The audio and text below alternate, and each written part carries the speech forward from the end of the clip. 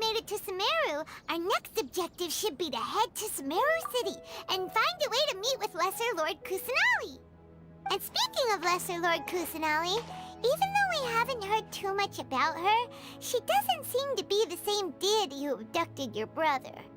But even so, people call Sumeru the Nation of Wisdom, you know. If we can get a chance to meet the God of Wisdom, maybe she can give us some useful information. But, Paimon doesn't know the way to Sumeru City. Maybe we can climb up to that spot with the statue of the Seven on it. That'll give us a way better view of things. Even if we can't see exactly where the city is, at least we'll be able to check for some smaller settlements nearby. Wait a second. Look! There's someone up ahead! Perfect timing! Now we can just ask for directions rather than wander around like lost adventurers. Hey there! We're not from around here and seem to have gotten a little lost. We'd like to ask for some directions. Huh? Did they not hear Paimon? Hey! You over there! Could you give us some directions? Huh? What's going on here? There's no way she could have missed that. Oh, wait! Could she be ignoring us? How dare she? Well, even so, she might be heading someplace where we could find other people to ask. Let's keep our distance and follow her. When we get the chance, we'll just ask someone else for directions.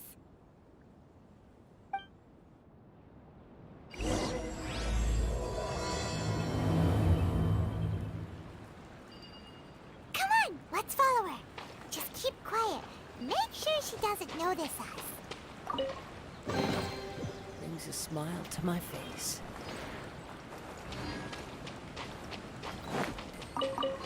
Time to go.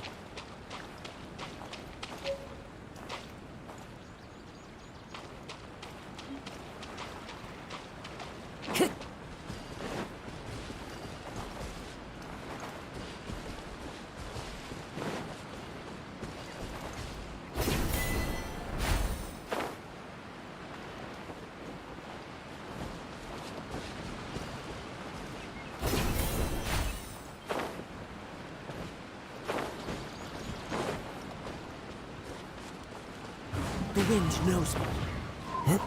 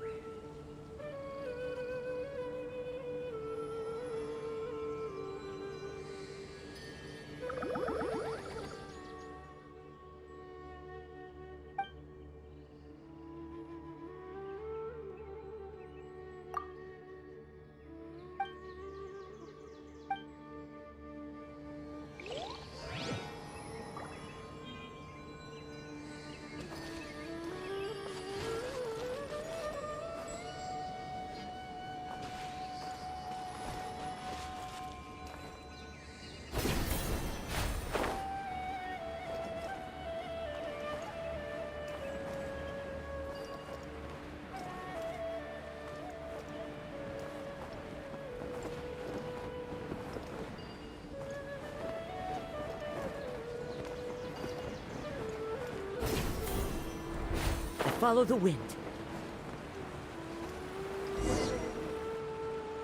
Huh? She just walked near that small waterfall and then suddenly vanished. Let's go take a closer look.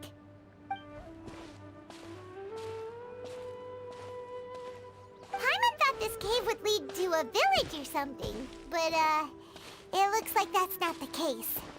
Look, she's sitting over there. Wait, she couldn't possibly be living here, could she? What should we do now? Do we try asking her for directions again? Alright then. It's not like we have anyone else we can ask. Even if she's not very friendly, we just need her to point us in the right direction. That's all. Oh. What a lovely smell. It's coming from that sensor over there. This is definitely not your typical place to call home, but at least it smells nice. Maybe living here wouldn't be too bad after all.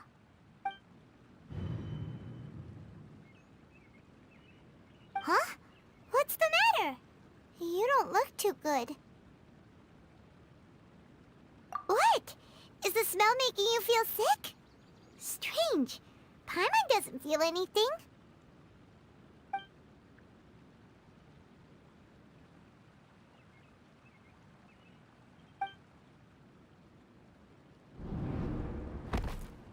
What's happening? Traveler? This is no time for a nap.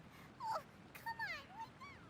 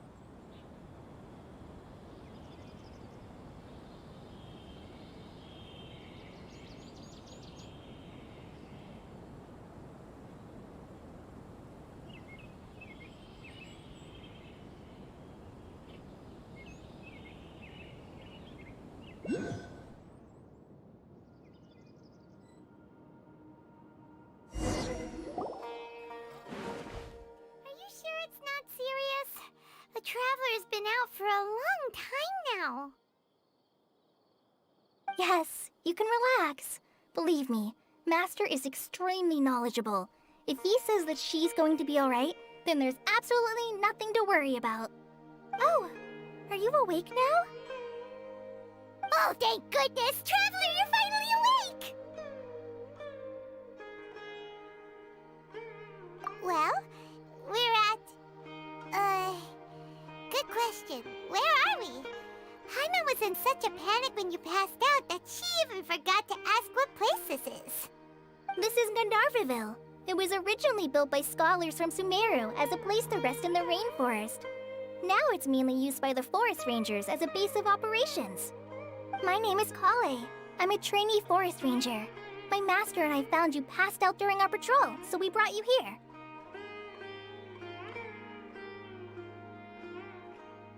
Oh, no things are necessary. I didn't do anything really. By the way, how are you feeling now? Any discomfort? Oh, that's Master's herbal medicine you're tasting. He gave you some while you were unconscious. Before I forget, Master mentioned you should take more medicine once you wake up.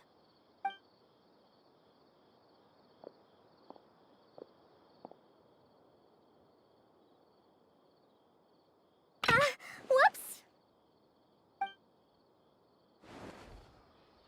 Collei, what's the matter? Were you trying to retrieve the medicine? As I've already told you, you must be careful with these. All right, I'll get it for you once I'm finished here. Sorry, Master. Now, the guide to Avidya Forest's edible fungi is clearly posted on our bulletin board. But if Farbode forgets which mushrooms to avoid one more time, I'll have no choice but to leave the guide somewhere a little more visible. Like right smack on his forehead so others can remind him to be careful. Right? This is the second time he's come down with food poisoning this month. I'll be sure to give him a good talking to. Yes, please do. If, on the off chance, Farbode simply enjoys having little imaginary fairies dance before his eyes, then we'll just let him be. But the next time he requires any of our medicine, be sure to charge him accordingly.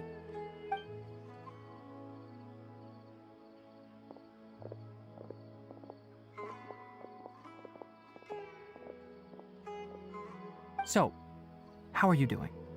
Feeling better? Oh, this is my master, Forest Watcher Tainari. He is chief officer over all the rangers here in Gandharvaville. I already informed Paimon about the reason you fell unconscious earlier. But now that you're awake, let me explain it for you as well. It is common practice for Sumeru scholars of certain darshans to dedicate themselves to training and meditation in isolated areas, particularly the nearby forests. While meditating, they use a certain incense known as spirit borneol to help calm their minds as they enter a state of deep rumination. In hopes of asking directions, you two followed a scholar named Hypatia into her cave. The incense you smelled inside was the spirit borneol I just mentioned. That incense typically has no effect on most people, but for a very select few, it can have profound effects on one's cognition, as you experienced firsthand. Does that make sense? Very good. Now, answer me this. Did you feel anything after passing out? Say, any out-of-body experiences? Or did you see anything while unconscious?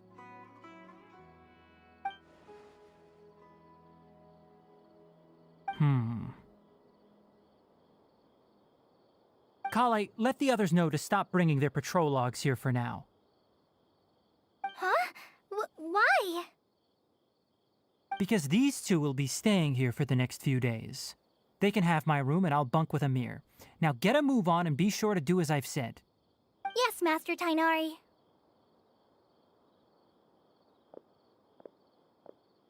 Wait, hold on a second. Can you tell us what's going on? Sure, let me fill you in.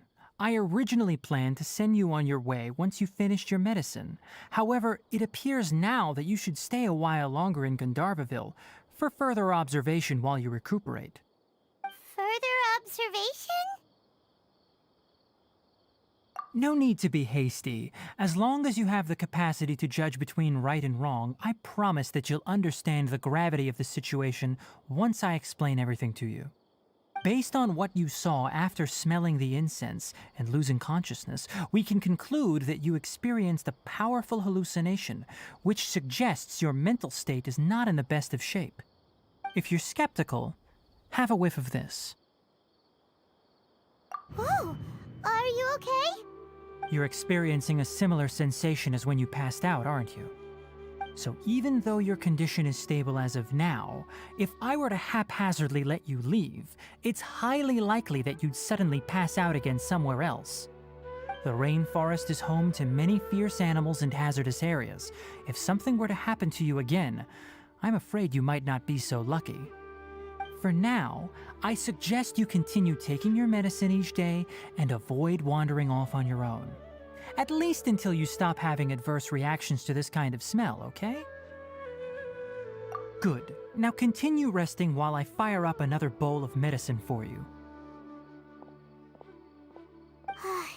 Seriously? We just arrived in Sumeru and we're already having problems left and right! Paimon knows we're set on meeting Lesser Lord Kusanali as soon as possible, but you really don't look too good. It'd probably be best to let you recover first. Hey! Are you even listening to Paimon? Paimon's over here worrying about you, you know! What's weird? You mean how you're feeling now? You mean the vision of tree roots and red skies you saw? But if those weren't hallucinations, what could they be?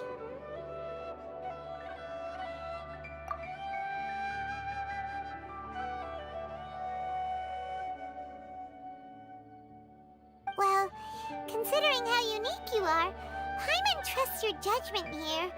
But why didn't you say anything about it to Tighnari? If he misjudged your condition, then there's a chance you could get worse, right? Huh? You mean that Tighnari already knows that what you saw weren't hallucinations? But if that's the case, why would he try to hide that from us? Oh, Paimon gets it now. That explains why you were so quiet earlier. Well, that settles it then. We'll stay here to rest up and figure out what's going on with your hallucinations. But it seems like asking Tighnari might not be an option anymore. What do you think we should do? Good idea. Collei's pretty friendly. We can ask her tomorrow about what she knows regarding the Dendro Archon and customs in Sumeru.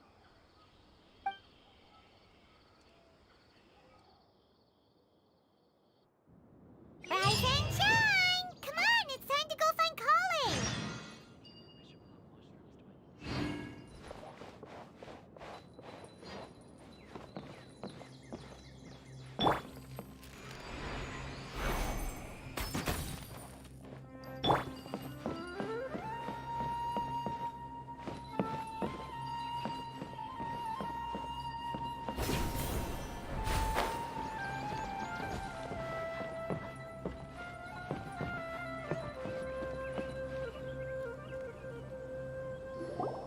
All right, next let's see, right hand. Yes, not bad. But please remember that you still need to be careful, understand? Yes, I will. By the way, Master, I still haven't received the patrol route for today. Look, Collei, today's patrol will be a long one, so you won't be coming along this time. Besides, there's a chance we may encounter... well, you understand. But I have a vision too! Am I useless to everyone now? Don't talk like that, Collei. This is not something you need to be worrying about right now. Ah, there you are. Feeling any better? Yeah, since we'll be staying here for now, we thought we might as well try lending a hand around here. Seems you're not the type to sit back and take it easy for a while, huh? In that case, perhaps Collei could take you two for a patrol south of Gandharvaville for the day. And if you're feeling up to it, you can be responsible for cleaning the Statue of the Seven. Tighnari, we're ready to head out. Roger, I'll be right there. All right, we'll be heading into the forest now. I'll leave any further details to Collei. Yes, you can count on me. So, Collei, what exactly are we going to be doing today? Tighnari mentioned cleaning the statue just now, but, that definitely sound like the job for a ranger. Well, a forest ranger's responsibilities can be pretty diverse. They handle a variety of tasks, like checking the condition of outlying roads, maintaining forest facilities, ensuring fire prevention standards are met, and providing assistance to travelers and locals. As for Master, well, he has to handle more dangerous areas of the rainforest. Today we can perform routine checks on the pathway lamps as we make our way to the Statue of the Seven. Paimon, traveler, this way! You can leave the task of checking the lamps to me. In the meantime, you two can keep an eye out for anything unusual.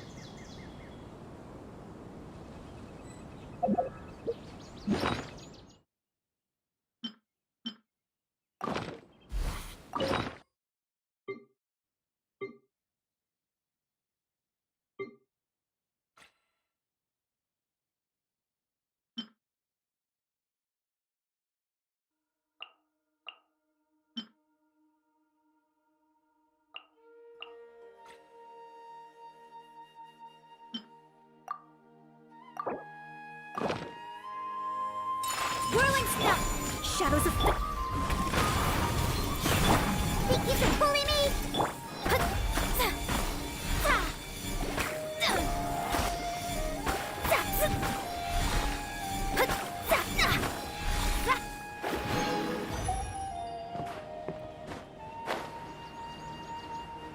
Yesterday, a total of 5 dusk birds.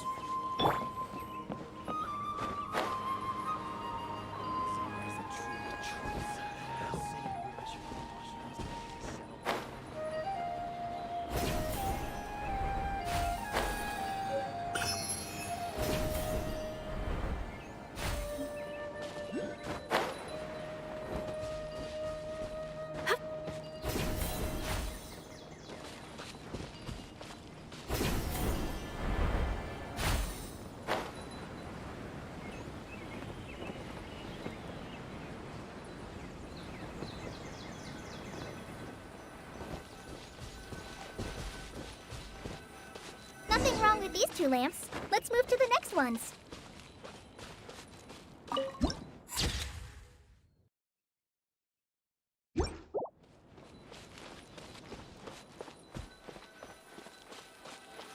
Oh, this lamp seems to be getting a little wobbly. Let me make a note of it.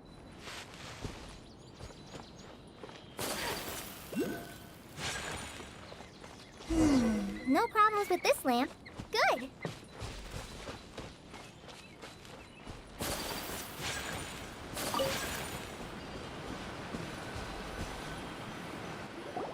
The Statue of the Seven is up on top of that large rock formation.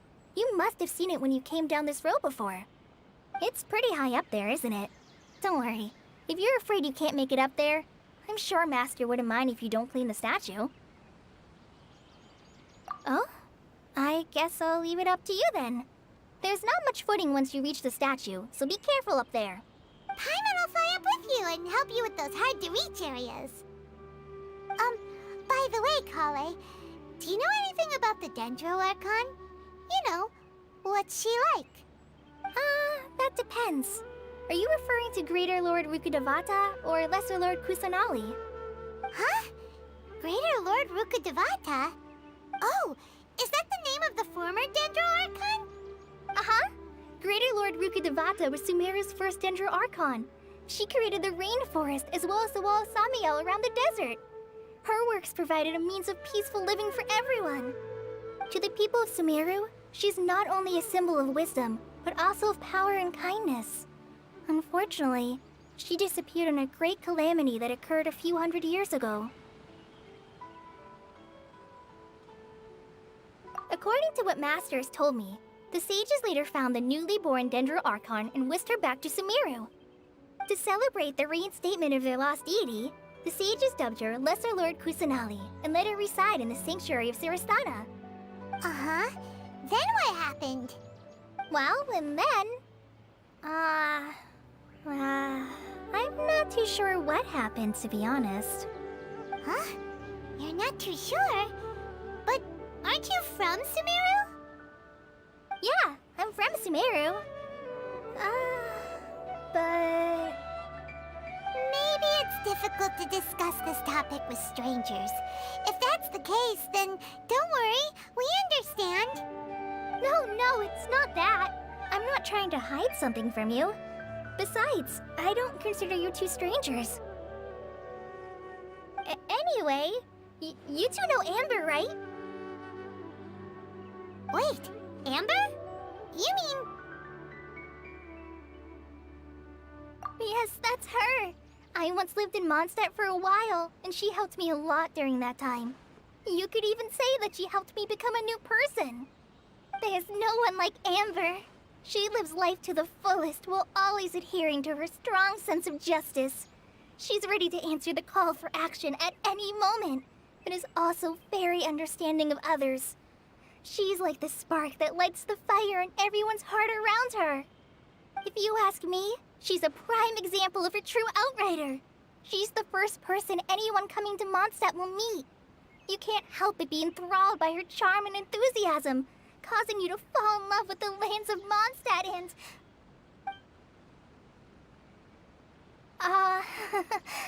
sorry.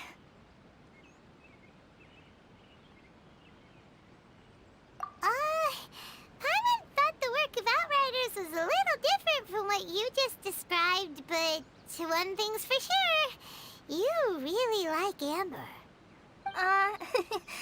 Sorry. I was rambling on just now. It must have sounded kind of weird. It's alright, Collei. Knowing that you're a friend of Amber somehow makes Paimon suddenly feel a lot closer to you. So, how do you know that we've met Amber? Well, after I returned to Sumeru, Amber and I have stayed in touch by writing each other letters. In one letter, she mentioned that Mondstadt was attacked by a fearsome dragon, but the city was saved by a mysterious blonde traveler and their floating companion. I knew you two were the ones she mentioned in the letter the moment I saw you. But, considering everything you've been through that day, I thought it'd be inappropriate to bring it up. Ah, so that's how you knew.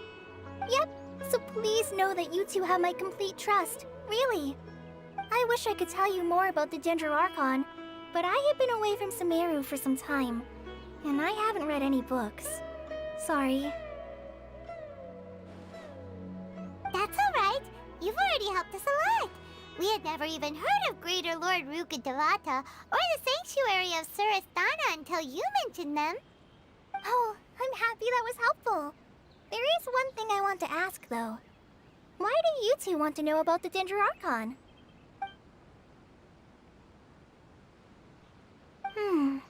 So that's why you're here. Thank you for telling me your story. Don't mention it. We are friends after all, right? Alright, we have a statue to clean. You both have my thanks. While you two are up there cleaning, I'll go ahead and inspect the forest canopy. Let's meet back here shortly.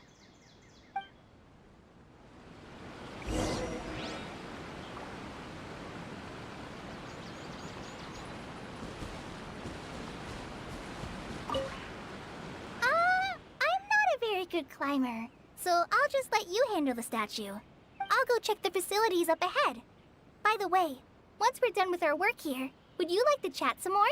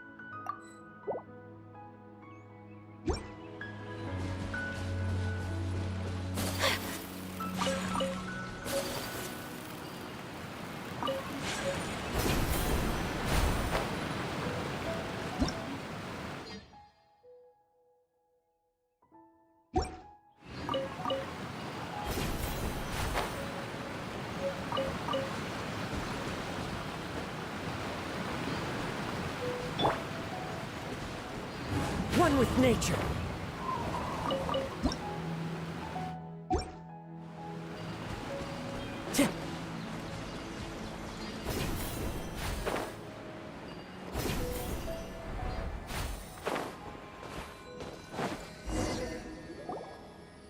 Huh. Now that Paimon looks at it, the deity that's carved on the statue is kinda small. Do you think she's supposed to be Greater Lord Rukkhadevata or Lesser Lord Kusanali? The name does seem to fit the statue somehow. Well, anyway, we'll have to figure that out later. Let's get started on cleaning the statue. Paimon will fly up and take care of the top, and you clean everything below.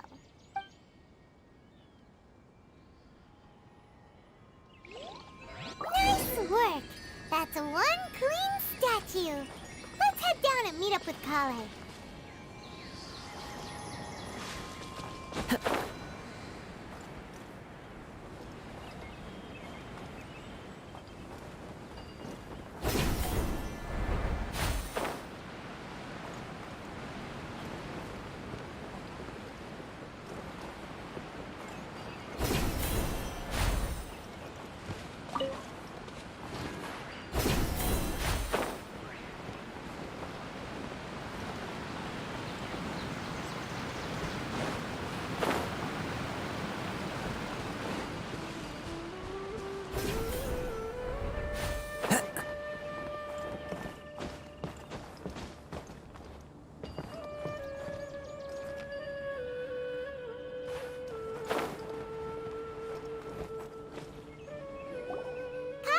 We're back!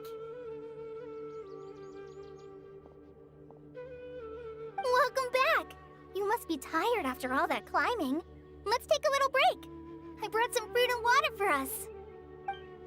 Yay! Food! What kind of goodies did you bring? Hey, don't be a party pooper.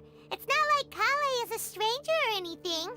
Besides, the best way to compliment a chef is to show passion for their food. Xiangling taught Paimon that. I prepared a nice portable dish that forest rangers like to eat called pita pockets.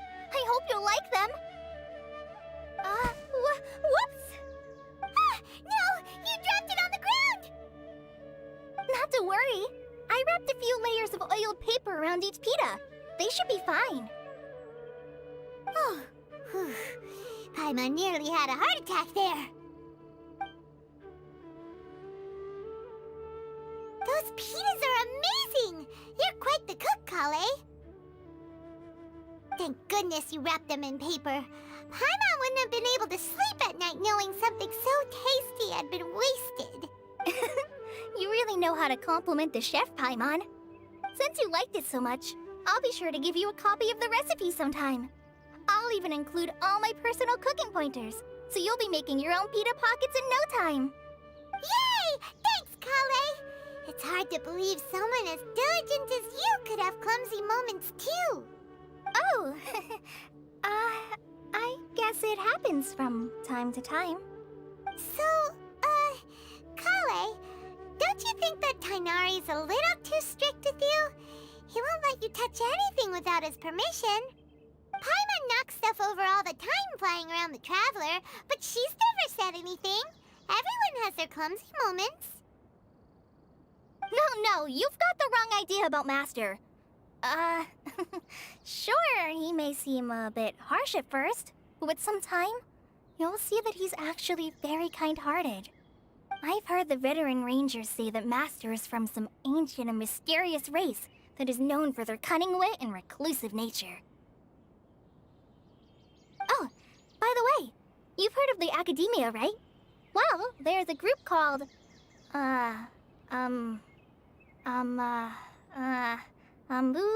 something?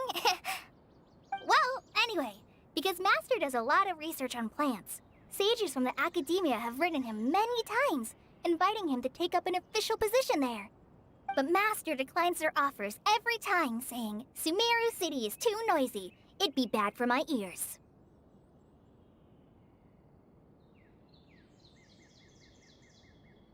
I know, right? I've always wanted to pet them, too. Anyway, Master could have easily left the rainforest to take up a position at the Academia, but he chose to stay here instead as a forest watcher, helping the locals every day and passing on his knowledge to trainees. In fact, Master's the one who taught me how to make pita pockets. Really? Paimon would have never guessed that. Oh, speaking of Tainari, he was the one who took care of you after finding you passed out yesterday. He even carried you all the way here. Paimon's still kinda upset, though. He kept scolding Paimon the entire way here. Oh no, I'm sorry. Master might have been overreacting a little. But it's mostly because Paimon wouldn't stop yelling, "Why, oh why? Is she going to die?" It probably started to get under Master's skin after a while. Hey! Don't laugh! Paimon was genuinely concerned about you.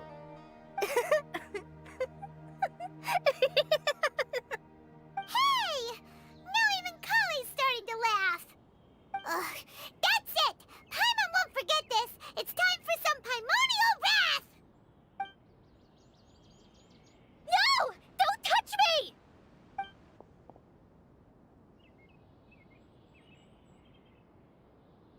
Oh, sorry, Collei. Paimon didn't mean to scare you.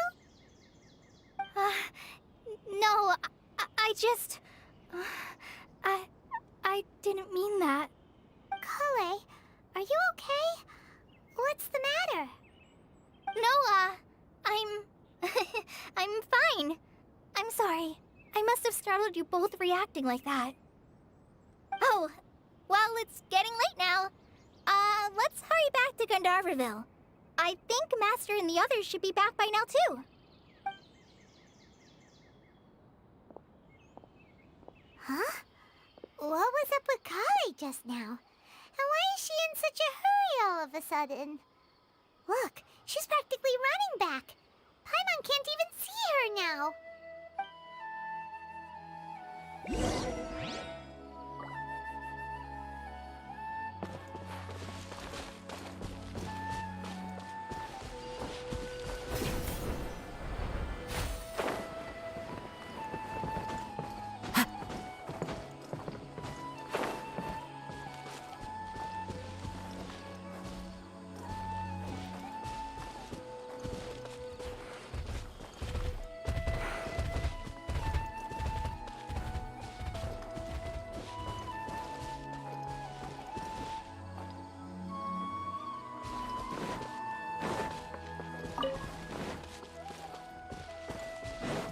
The wind knows me.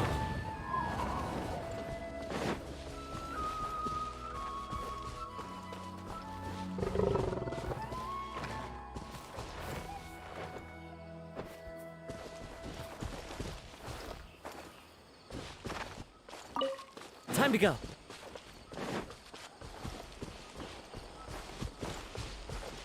One with nature.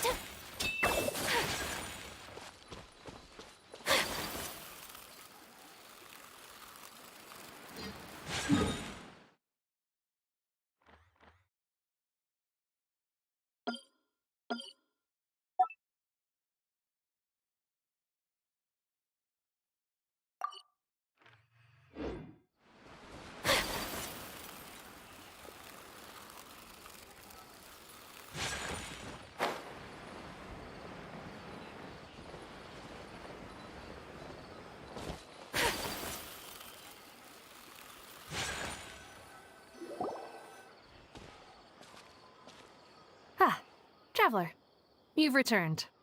Yep, we're back. Have you seen Collei by any chance? Oh, Collei? Yes, I saw her go into her room just a moment ago. Oh, okay. Guess we'll just have to wait and talk to her tomorrow then.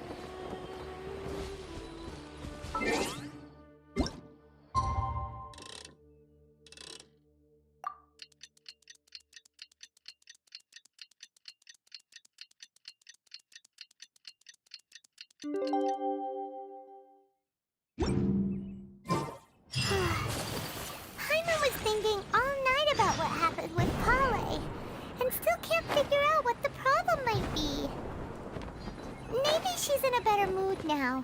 Let's go check on her.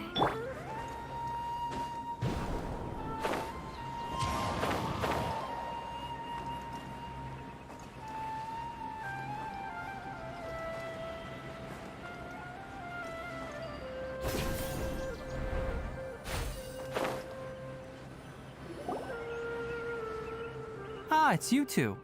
I was just about to go look for you. Huh? Tainari? What are you doing here? Where's Collei? I came to check on Collei's condition. To put it simply, she's not well. You mean she's sick? How could she be... Oh, wait a minute. Could it be because of what Paimon did yesterday? No need to worry. Something as small as you could never harm her. This sickness is something that Collei has been dealing with for some time. Collei has been more excited than usual since you two arrived. A little too much so, to be honest. She hasn't remembered to take care of herself. I suppose it's understandable, though. She hasn't been around anyone she considered a friend for some time now. It must have been refreshing for her to have you two here. So, Tainari, what's really wrong with Collei? Let's take this conversation elsewhere. Collei just fell asleep after taking her medicine. She needs some peace and quiet.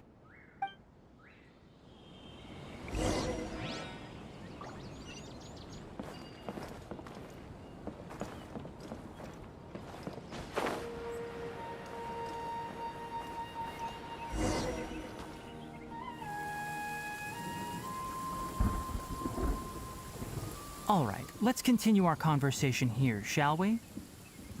To be honest, I hadn't realized that you're that honorary knight from Mondstadt until Collei told me just now. I've also heard all about your deeds in Liyue and Inazuma. So, just to clarify, what I'm about to tell you about Collei is not because of who you are or your past feats. Instead, I am going to tell you because... well, because Collei asked me to. And honestly speaking, I was against Collei revealing her past to you. But she insisted, saying you two treated her with sincerity and as a friend. So now she wishes to reciprocate the gesture. So, Tainari, what exactly is wrong with Collei? You said this is something she's been dealing with for some time. Just how serious is it? Right. Ever since she was a child, she's been afflicted with a disease called Elazar. Elazar? Yes, it's a disease unique to the lands of Sumeru. It is characterized by dark and hardened scales that form on the body. At first, the afflicted may only feel mild numbness on the affected area of the skin. However, as the disease progresses, one may begin feeling fatigued and even experience peripheral paresthesia.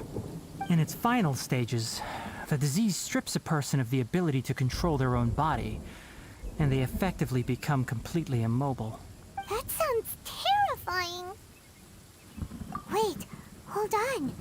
So when Collei seemed to be acting a little clumsy earlier, it was because... Correct. That would be the effects of Elazar, which is precisely why I do not want her carrying or holding anything, lest she ends up hurting herself.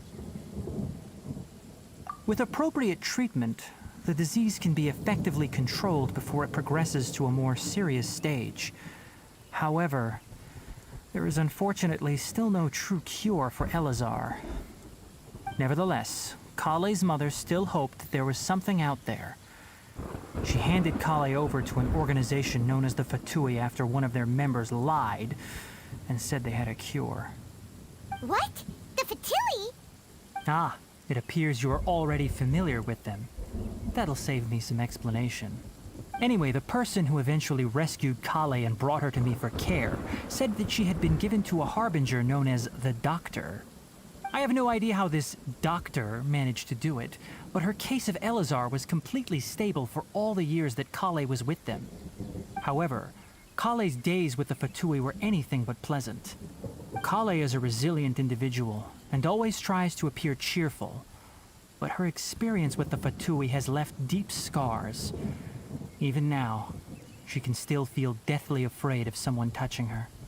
Oh, Paimon had no idea Collei's been been through so much suffering. Oh, by the way, Paimon, Collei wanted me to tell you that she's sorry for scaring you yesterday. She also wanted both of you to know that she's sorry for hiding her illness. She doesn't need to apologize. None of this is her fault at all. Well said. I hope you'll get a chance to tell her that in person the next time you see her. Collei once thought that it would be impossible for her to have any real friendships. I trust that you two will never let my trainee experience such emotional pain again. Don't worry, Tainari. We'll take good care of her. Well, it's not too serious at this point. She overexerted herself the last couple of days, which is what led to her breakdown this time. As long as she has taken her medicine and gets plenty of rest, she should get better. Though, I must admit that Collei's condition was much more stable when she first arrived here in Gandharvaville. She was interested in the work of the forest rangers the moment she saw us. I could see that she was serious about learning, so I felt compelled to ask her to join us. Her stamina has gotten much worse recently. Though a moderate amount of physical exercise is always necessary, I'm afraid the long-distance patrols are a little too much for her now. All right, now that I've told you about Collei's past, I think I'll head into the rainforest to find some ingredients needed for her medicine. I'll see you two later. Yeah, we'd like to do something to help Collei too. All right, but I must warn you two. The rainforest is a dangerous place, especially for someone who's still recovering like the Traveler. You must follow closely and listen to every instruction. No problemo. Let's go then. We'll be looking for a plant known as lunar lotus. It's often used to help those afflicted with Elazar recover their energy. Hey, Tainari? Where exactly are we going to find this plant?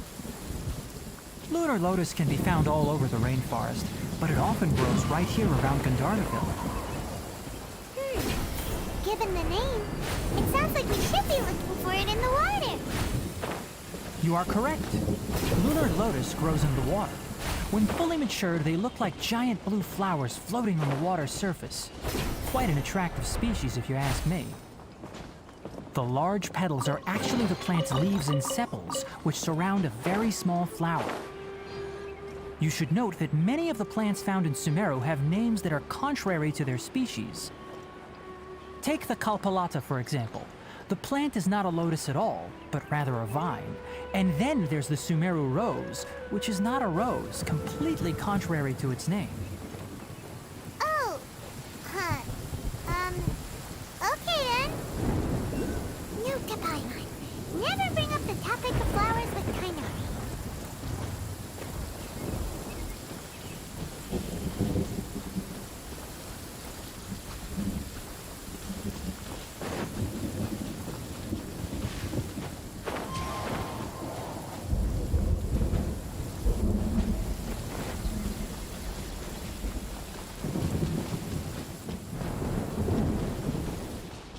Clear weather all around brightens the heart.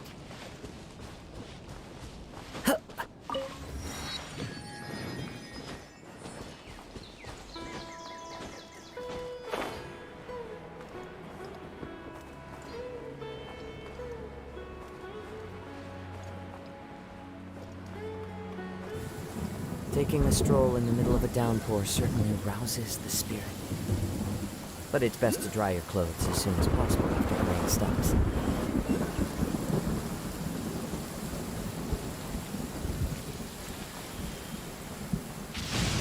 Compared to the storms I've encountered out at sea, this is really quite tame.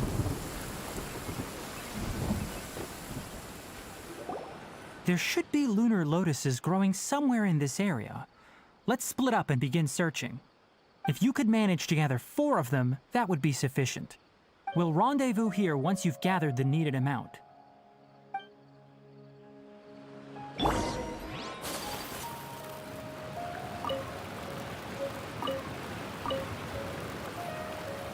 Alright, we've gathered enough lunar lotuses. Let's head back to meet Tainari. Hey, Tainari! We found the lotuses you requested. Let me take a look. Good, very good. These are all excellent quality. I'm quite glad you two came along. Your exploration experience helped save me a lot of time here. It seems we even have enough time to stock up on some other things I need. Hey, Tainari! Oh, Tainari, someone's calling your name. They're dressed like a forest ranger. Ah yes, that's Amir and the others. But didn't they just set off not too long ago? What are they doing back so early? Let's go find out what's going on.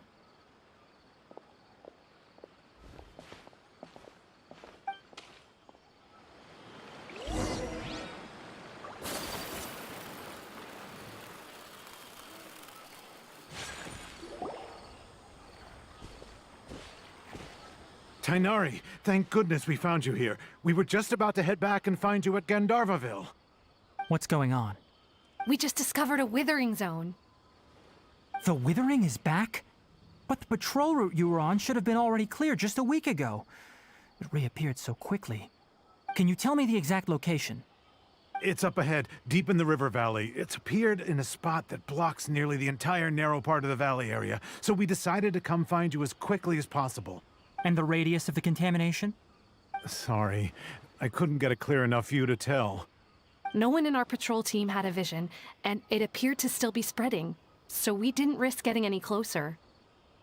Okay, I understand. You made the right decision. I'll go deal with it right away. In the meantime, please guide these two back to Gandharvaville. Wait, Tainari, why don't you let us help you? You two have only just arrived in Sumeru. You're still unfamiliar with many things in these lands. There's a unique type of anomaly that occurs in the Sumeru rainforest. It's called the Withering. The affected areas not only cause nearby vegetation to wither, but it's also lethal to wildlife and even people. If you don't carry a vision, then you should think twice before approaching such places. Yes, Amir is absolutely right. I wasn't kidding when I said the rainforest is a dangerous place. As Amir said, only someone with a vision, that is, the power to manipulate elements, will be able to resist the Withering's corrosive effects for a time. That's right. If any of the forest rangers without a vision come across a withering zone, we first make a record of the location and then have a ranger with the proper abilities deal with it, like Tainari here. Only someone with a vision can venture within a withering zone and find a way to deal with it. But you don't seem to carry a vision. Don't worry, she may not have a vision, but she's a real pro at using the power of the elements. It seems the rumors about you are true. In that case, all right, you two may accompany me. We typically only teach visitors how to identify the Withering as they're about to leave Gandharvaville. We'll make an exception today and show you what it looks like up close.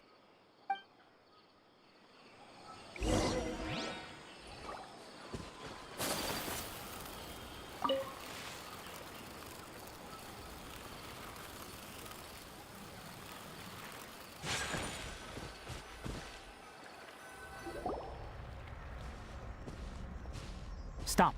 Don't move any further. Look there in the distance. Huh? Where? Oh, look! Those plants have withered! That whole area is kinda gloomy. Even the air looks like it's filled with ash. Oh, Paimon doesn't like the look of this. That is the Withering. All right, traveler. We're going to have to enter that Withering zone. Once inside, we'll need to look for what we call tumors of the Withering. If we eliminate those, then the area will be saved. Thank you, but I must warn you. Don't push yourself. This is your first time handling this sort of thing, after all. Even with elemental powers, once you step inside the Withering zone, you may experience extreme discomfort. If at any point it becomes too much, return outside the zone and take a breather. It could become a matter of life and death. You ready then? Let's go.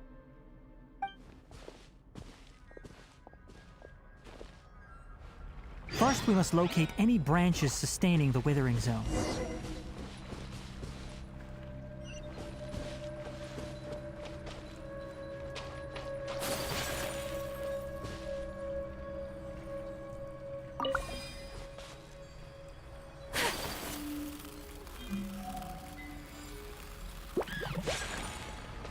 My apologies. Into the wind! Let me scry.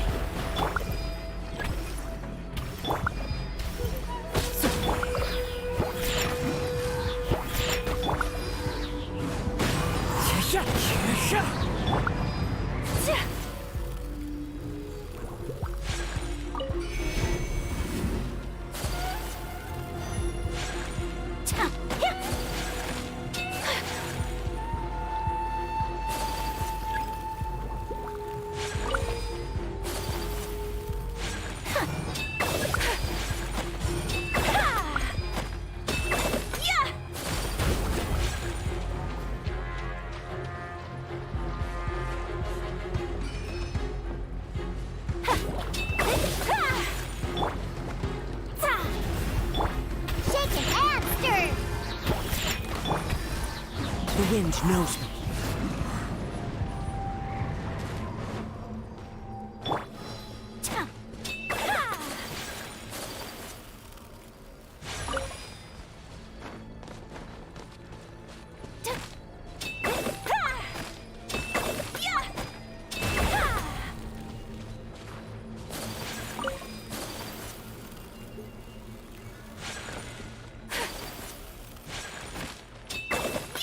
Great work.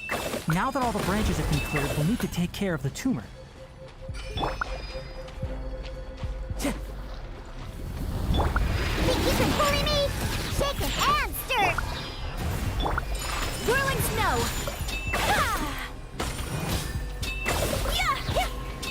Now, destroy the tumors of the withering.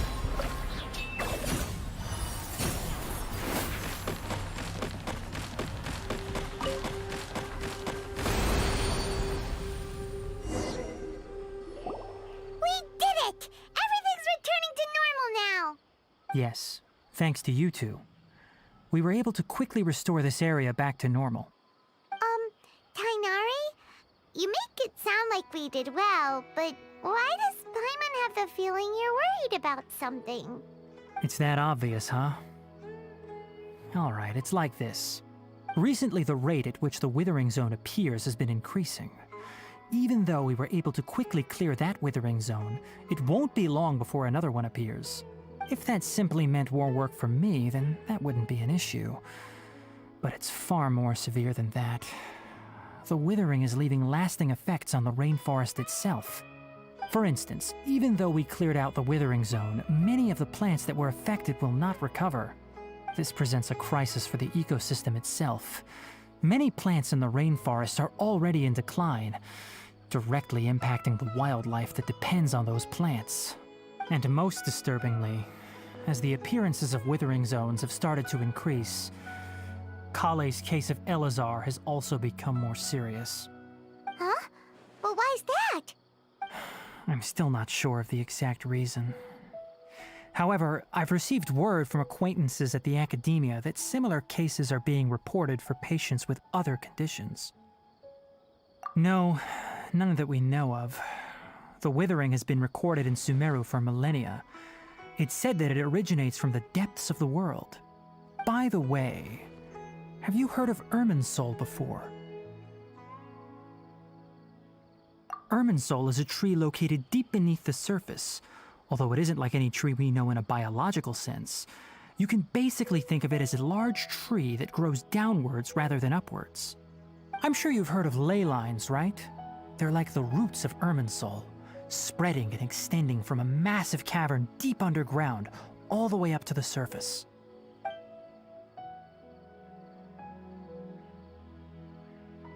Ley lines continually absorb the memories of this world, which are then funneled into Irminsul, allowing it to collect knowledge and wisdom from ancient times to present day. The Dendro Archon is known as the God of Wisdom because her consciousness is directly connected to it. It is also said that the Dendro Archon's power is a manifestation of Irminsul. And as for the Withering, its emergence is related to a disease that's affecting it. That's right. My ancestors learned of this from Greater Lord Rukkhadevata's familiars a long time ago. But even those mysterious creatures did not know of a cure for Irminsul. I'm afraid we Rangers will be battling the Withering Zones here for a long time until a cure is found. Alright, that's enough on this topic for the time being. Now that we've taken care of things here, it's time for us to head back to Gandharvaville.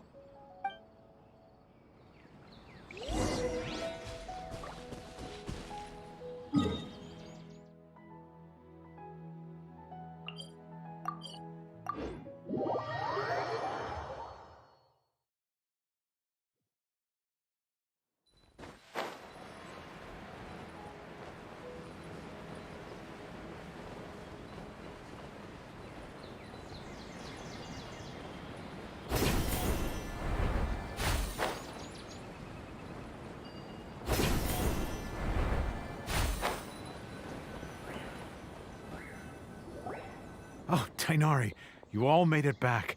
How did it go? The withering zone you reported has been taken care of. No need to worry. Huh. Wait, is that? Oh no, Hypatia!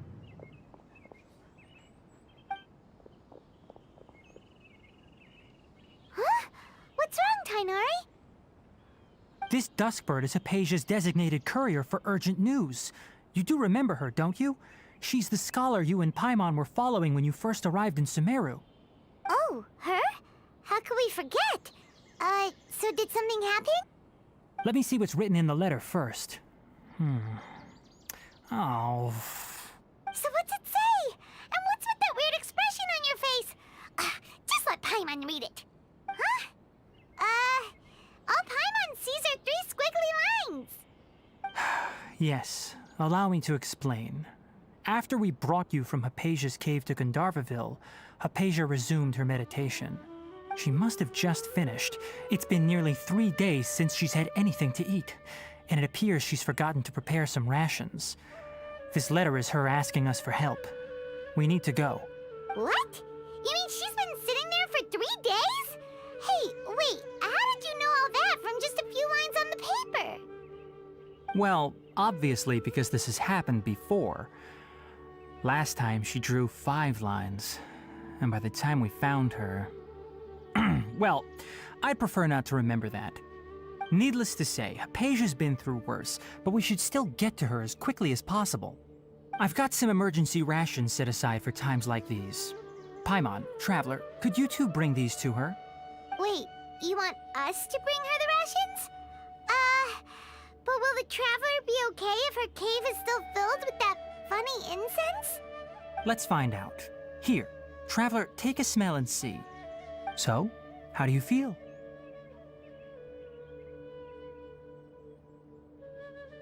Huh? Really? You're not feeling even a little drowsy? But wait, how'd you know that she'd be okay this time, Tighnari? Back when we were clearing the Withering Zone, I observed that she could adeptly manipulate the Dendro element. I knew then that she would be fine. And if I may ask, when I was telling you two about Irminsul's ley lines, was what I described similar at all to what you saw while you were unconscious? That's correct. Those weren't hallucinations at all. Though I don't intend to apologize for deceiving you. Because what you saw is of significant importance. Not just for the nation of Sumeru, but the entire world of Tevat. My forefathers were shown much favor by Greater Lord Rukkhadevata. We took an oath to protect this nation together with her.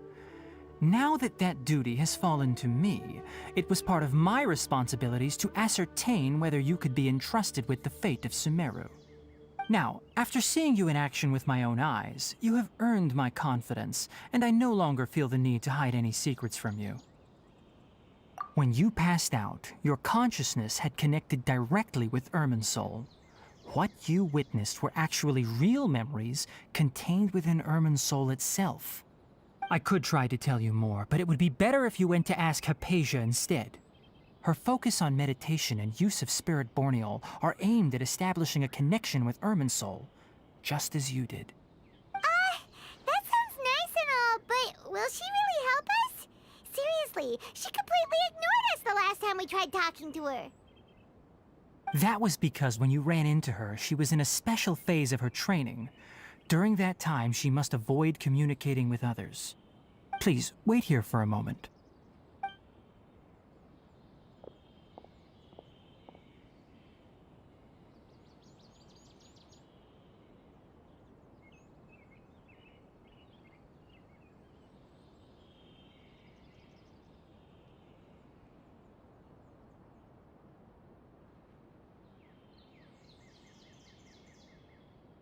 Here, take these. It's a meal I packed for Hypatia, as well as some other ingredients.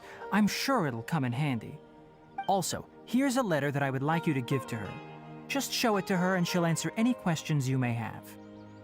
No, I should be the one thanking you. You've both been a great help these last few days. Hypatia should still be in the cave. Let's go inside and see how she's doing.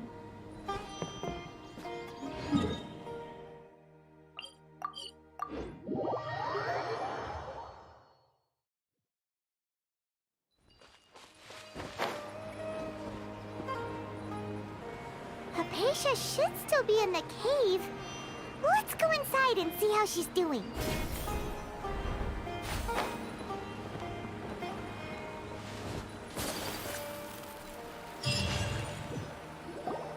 Hello? Hypatia? Hey, there's nobody here. Maybe she went out to look for some food. Let's try looking around the area.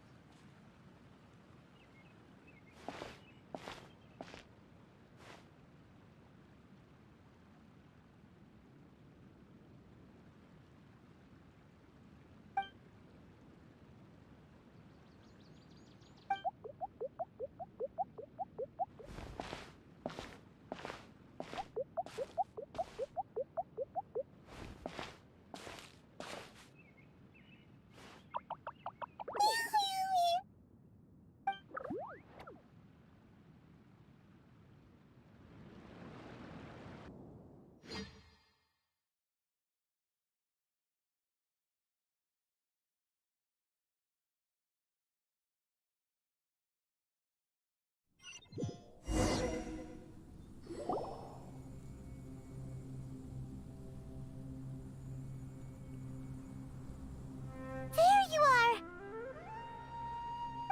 Hypatia, are you alright? So hungry. Need water. There's no way we can get her to eat in her current condition. Let's try finding some water first. Huh? Wait, why does it look super foggy outside all of a sudden? Anyway, let's go look around.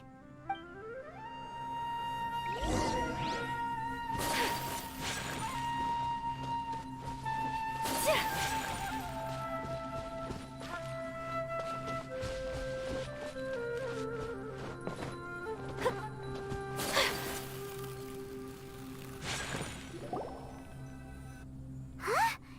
How'd things out here end up looking like this? What happened? And where are we? Really? Oh, maybe you're right. Let's go investigate the area.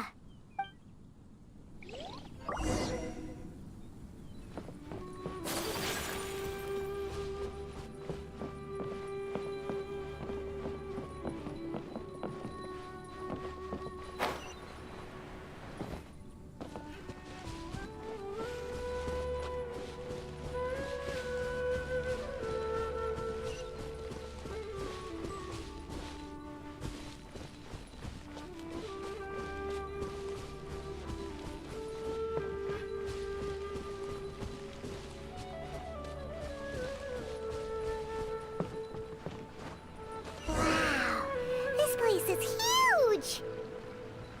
Paimon knew there's something off about that cave.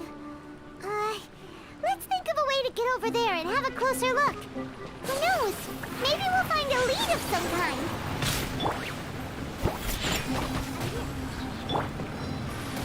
One with nature. Take flight!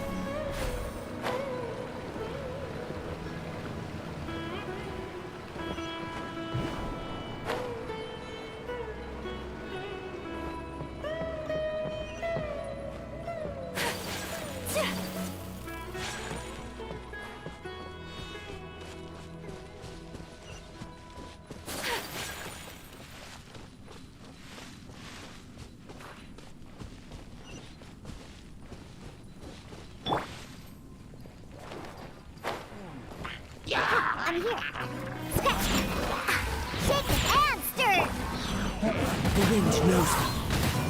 Shadows of fate! My apologies!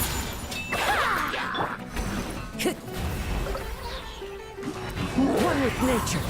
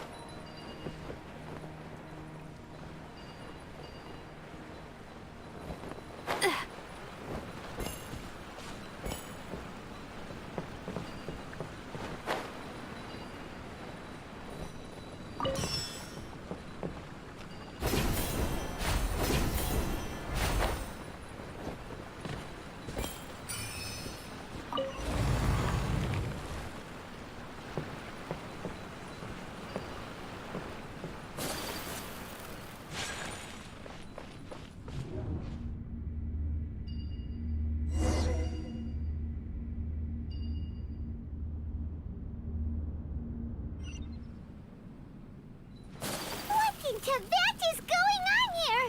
This place is getting weirder by the minute. Hey, what's the matter? You don't look so good.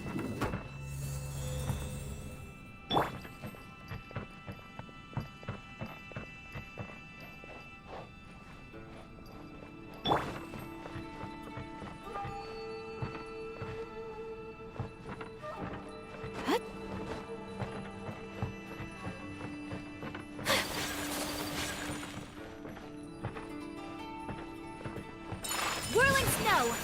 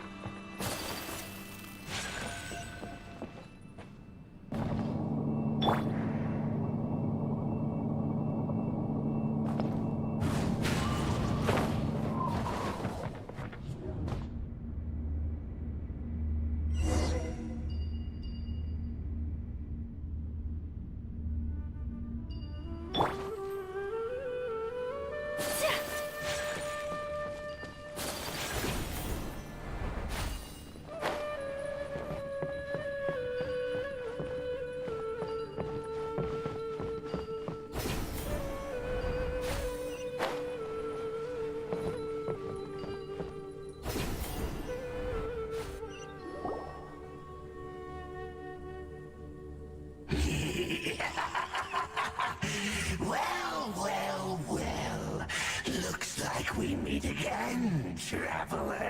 The Abyss Herald! What are you planning to do in this strange place?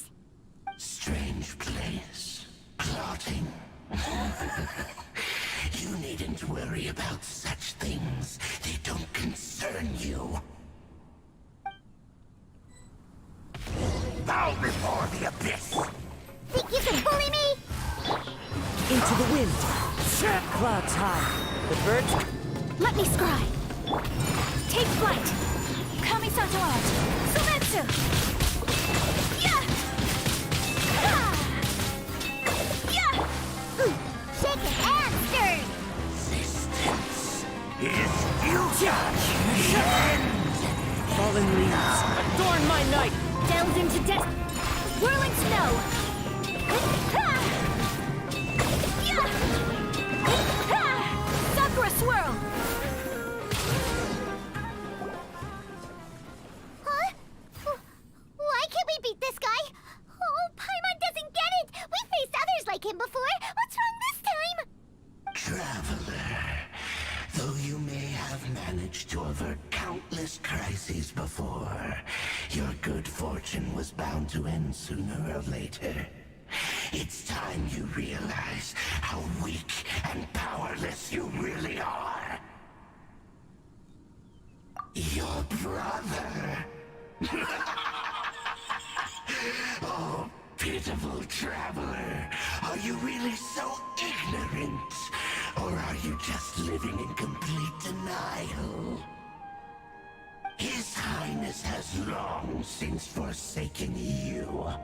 Your meager existence in his eyes is that of an annoying bug, only to be stepped upon. The bonds of love and family which drive you to find your sibling are utterly gone. Your journey is meaningless. But don't you fret now. Today will be your last. Now die!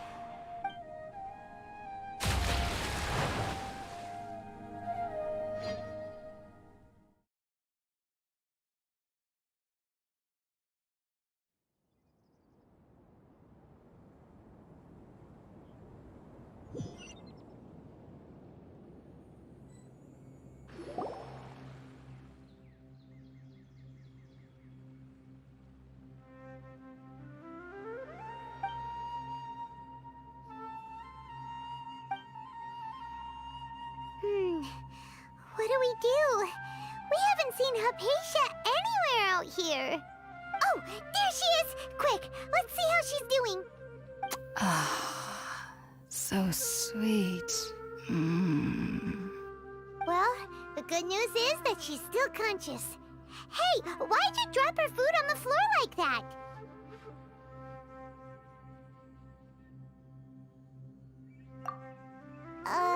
Are you okay?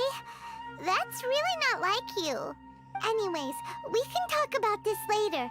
We better make sure she's alright first.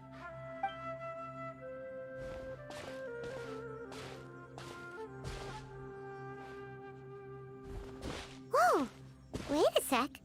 Look at all this fruit lying around her. We can put that to good use.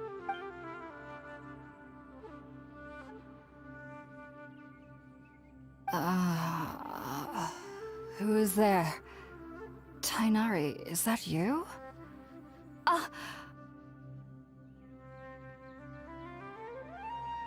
Huh? It's okay. You can relax, Hypatia. Tainari sent us here to bring you some food and water. Here, we have a letter that he asked us to give you.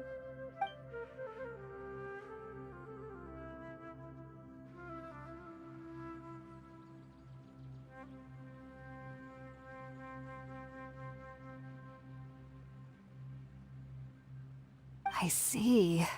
So, you're friends of Tainari. I apologize for all the trouble I've caused you. I'm grateful that you came so quickly to save me. You even brought all this fruit.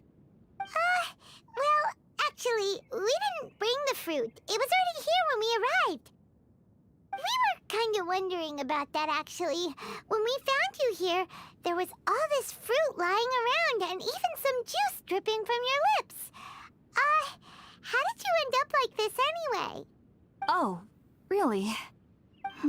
I seem to understand now. All the fruit was likely from my, neighbor. Must have come by and saw me like this. Your neighbor? You mean there's someone else living nearby? Oh? So you're able to see them too?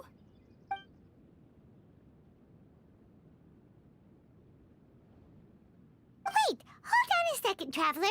You say that before we arrived, you saw some mysterious creature and suddenly had a strange dream? Isn't that a little too crazy to believe? No, I actually do believe what the traveler is saying. I myself had a similar experience once before and ended up scaring my timid little neighbor here. You needn't worry. They mean you no harm. They only dragged you into the dream because they hoped to buy themselves a little time in order to scurry away. So, Hypatia, just what kind of creature is your neighbor exactly? I'm not sure what it's called, to be honest. But I do know that they have some sort of deeper connection with the Dendro Archon. I know this because the first time I saw them was also the exact day my consciousness was able to form a connection with Irminsul.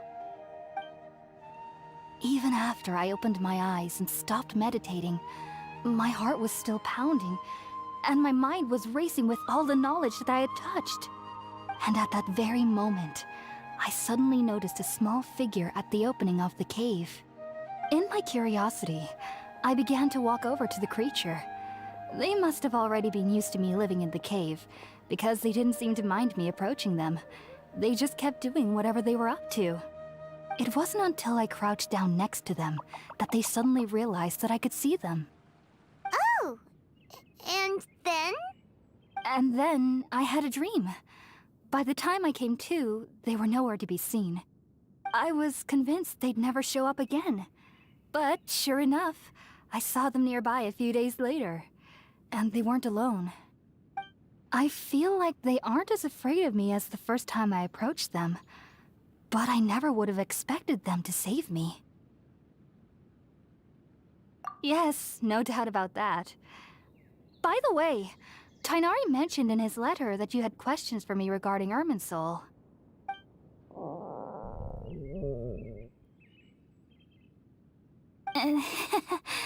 Sorry about that. Sounds like just drinking juice still isn't quite enough for my stomach. Well, if somebody hadn't dropped the food earlier... Anyway, looks like we'll need to prepare something ourselves.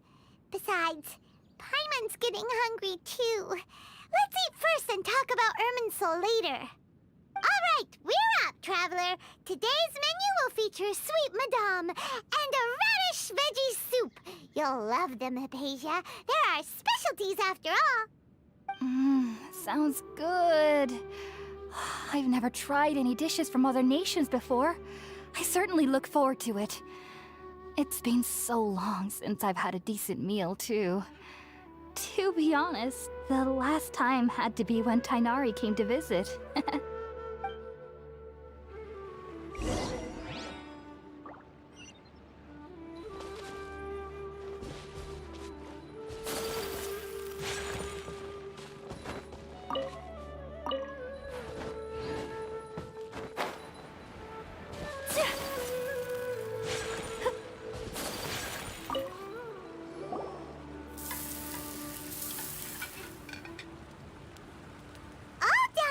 Let's use the empty box that Tighnari gave us since we already washed it. Oh, it smells amazing. And the box is a nice touch, too. Let's go serve this up and start eating with Hypatia.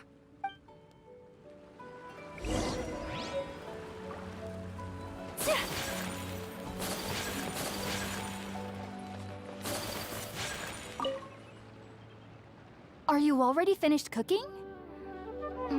Smells delectable. I'm truly thankful whenever I can enjoy a proper meal like this. Cooking really isn't my forte.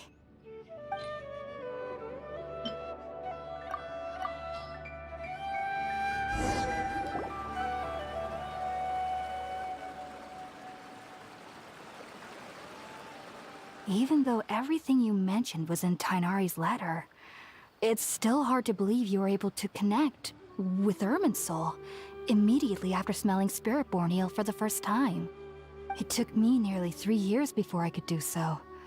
And everyone at the Academia even lauded me as a genius. You should know that some researchers spend their entire lives without ever successfully connecting with Irminsul as you have. So why does this incense allow people to connect to Irminsul? The ingredients used to make spirit-born ale primarily consist of plants created by Greater Lord Rukkhadevata. These special ingredients are conducive to heightening our senses to the Dendro Archon's power. Since the root of the Dendro Archon's power lies within Irminsul, we can occasionally tap into her powers to peer into the depths of the earth. Naturally, anyone who can establish a connection with Irminsul in their first ever attempt must be a person of great understanding. Makes sense. But Paimon's got a question. Why was she sensitive to the smell of those plants for such a long time? That was primarily due to her body's unique constitution. Stimulated by the incense, she could perceive the Dendro Archon's power and experience the sensory overload, hence the adverse reactions. Taking in any scent similar to the ingredients of Spirit-born Ale would cause adverse effects. Not to worry though, it appears you've already fully recovered. Technically, your body should still be sensitive to the powers of the Dendro Archon, but unless you're using intentional meditation techniques, the scent of Spirit-born Ale should no longer trigger such reactions. Whew. Well, that's a relief. I must admit, I am quite envious of your abilities. Even if it meant suffering from pounding headaches for the rest of my life, I'd consider it worthwhile so long as I could connect with Irminsul at will. Whoa, you're really serious about this whole thing, aren't you? I am a researcher after all. As a member of the Ritaoist Darshan at the Academia, my main area of research is the stars and their connection to the fate of living beings. But there is still so much we don't know, especially regarding the mysteries that lie in the starry skies. Which is why I must turn to the all-knowing Irminsul for answers. If only my perception wasn't so limited. Unfortunately, I cannot guarantee that my every attempt to attune with Irminsul will be successful, or that doing so will leave my consciousness intact. I am currently in the stage of training known as Satyavada life. Many researchers in Sumeru have lost their minds while seeking to attune with Irminsul during this stage. Sages have said that Irminsul contains divine knowledge, and touching such knowledge without the proper preparations and abilities will only lead to one's mind caving in on itself. That's why we meditate alone. We need to ensure that our minds will be calm while minimizing the possibility of involving anyone else. Whoa, so knowledge from Irminsul can be super dangerous. Aren't you afraid of the risks, Hypatia? Of course I do. Especially during nights that are pitch black with no moonlight, and dead silent without even the sound of insects. However, I've been feeling better as of late. I don't get as scared anymore knowing that I have a little neighbor living nearby. I believe that being able to see them is a sort of blessing from the Dendro Archon. But what's strangest of all is that they're clearly an envoy of the God of Wisdom herself, and they have the curious power to make people dream. What's so strange about that? It doesn't sound so out of place for a divine being, does it? Well, it's strange because nearly nobody in Sumeru can ever dream. Huh. Is that true? Yes, well, to an extent. Only children can dream in Sumeru. Adults, however, never do. The sages say that wisdom implies rationality, but that which occurs in dreams is often neither rational nor logical. Yes, if one struggles with anxieties, those emotions could influence their dreams. The fact that the people of Sumeru do not have dreams is seen as a blessing by the sages. They believe that Greater Lord Rukkhadevata, the God of Wisdom, is keeping us away from the foolish delusions you encounter in your sleep. I was born into a family of scholars in Sumeru City. Ever since I was a child, my parents would always tell me that I'll know I've grown up once I stop dreaming. I studied hard, enrolled as a student in the Academia, and went on to become a researcher. Sure enough, I never dreamed again. But then, on the day I scared the little Aranara, I suddenly saw a dream again. It was incredible. Though I don't exactly remember what I saw, I clearly recall the feeling. I suddenly felt like I was a child again. Back then, I was foolish and ignorant as any youth would be, but I was free of fear. Maybe dreaming isn't as bad as we've made it out to be. Just be sure not to speak of this if you travel to Sumeru City. They'll look at you as if you've lost your mind. So, do you have any thoughts about the things she saw when she connected with Irminsul? Sorry. I'm afraid I don't have any answers as of now. All I can say is that what you saw is a memory contained within Irminsul itself. World forget me. What could that possibly mean? If only I could ascend past Satyavada life and begin Paripurna life. I might have some more answers for you. If you two are ever in the area again, please be sure to come and see me.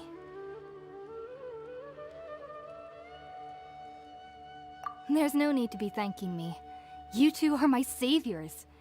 Besides, I'm already looking forward to tasting some more of your cooking.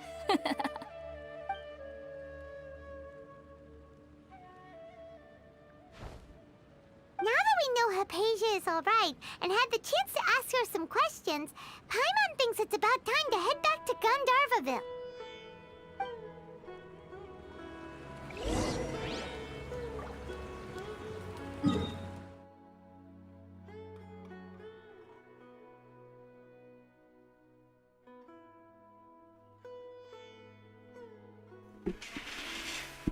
I'll be taking a short break. Just a couple minutes. Be right back.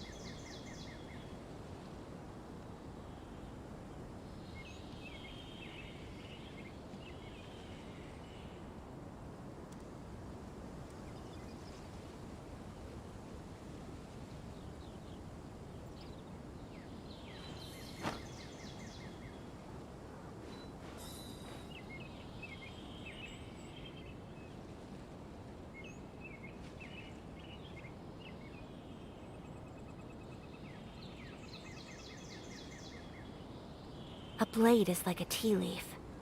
Only those who sample it many times can appreciate its true qualities.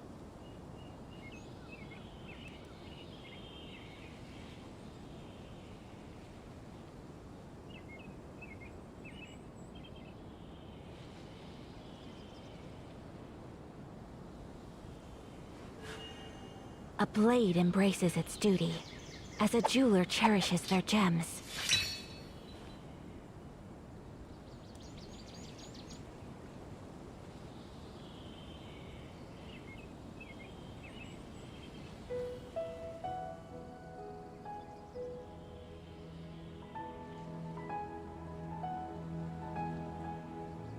So this is a day in the life of the traveler. I'm learning more about you all the time.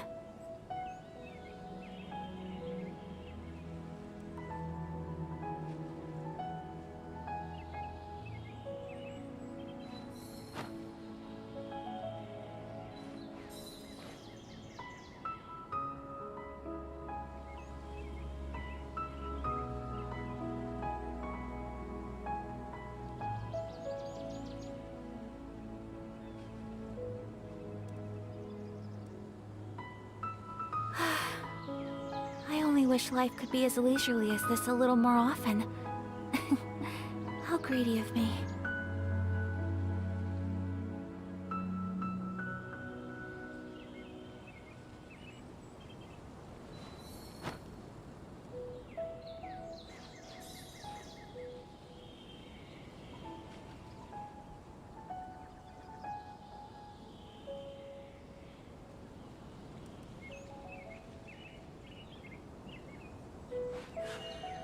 A blade embraces its duty, as a jeweler cherishes their gems.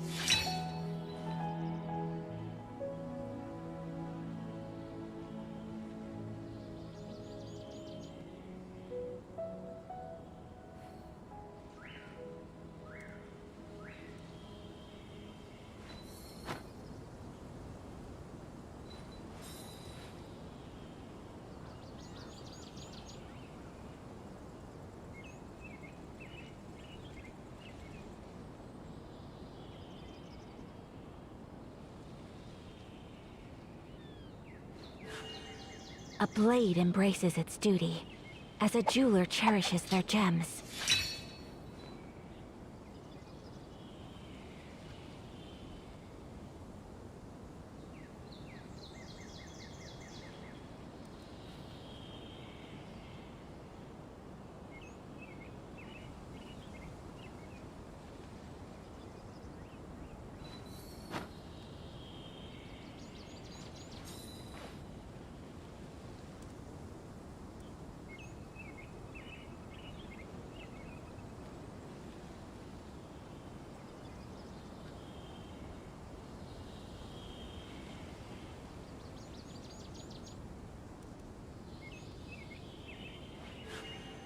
A blade embraces its duty, as a jeweler cherishes their gems.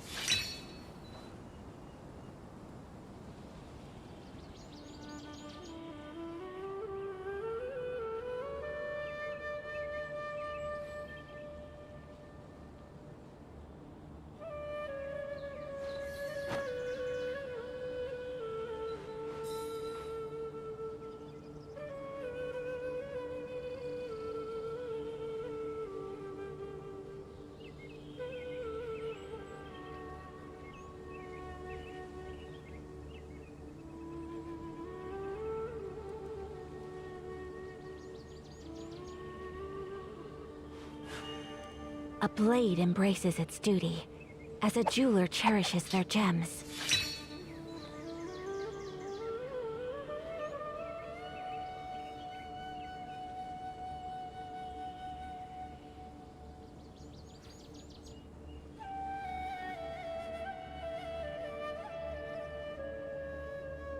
A blade is like a tea leaf. Only those who sample it many times can appreciate its true qualities.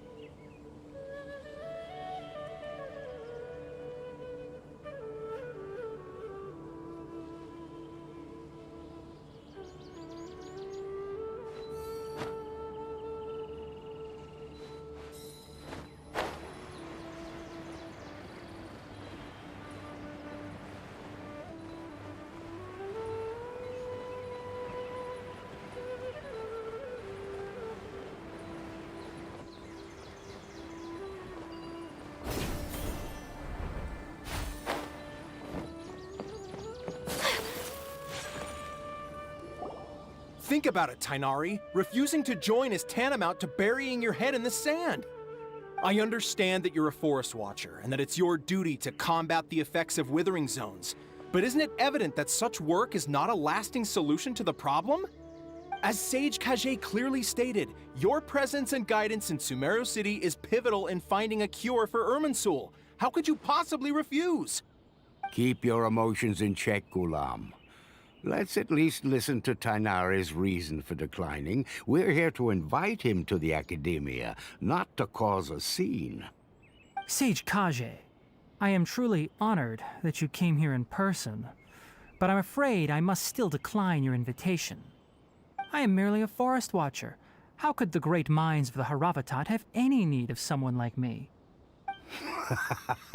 Well, it turns out that your refusal letter had some implications on your master's reputation. He is a renowned sage of the Immorta, after all. So now I've come here in his stead. I see. Huh. And I figured that given his temper, he would come here and berate me personally.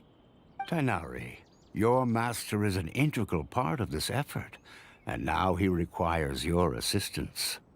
And what exactly does my master need of me, Sage Kage?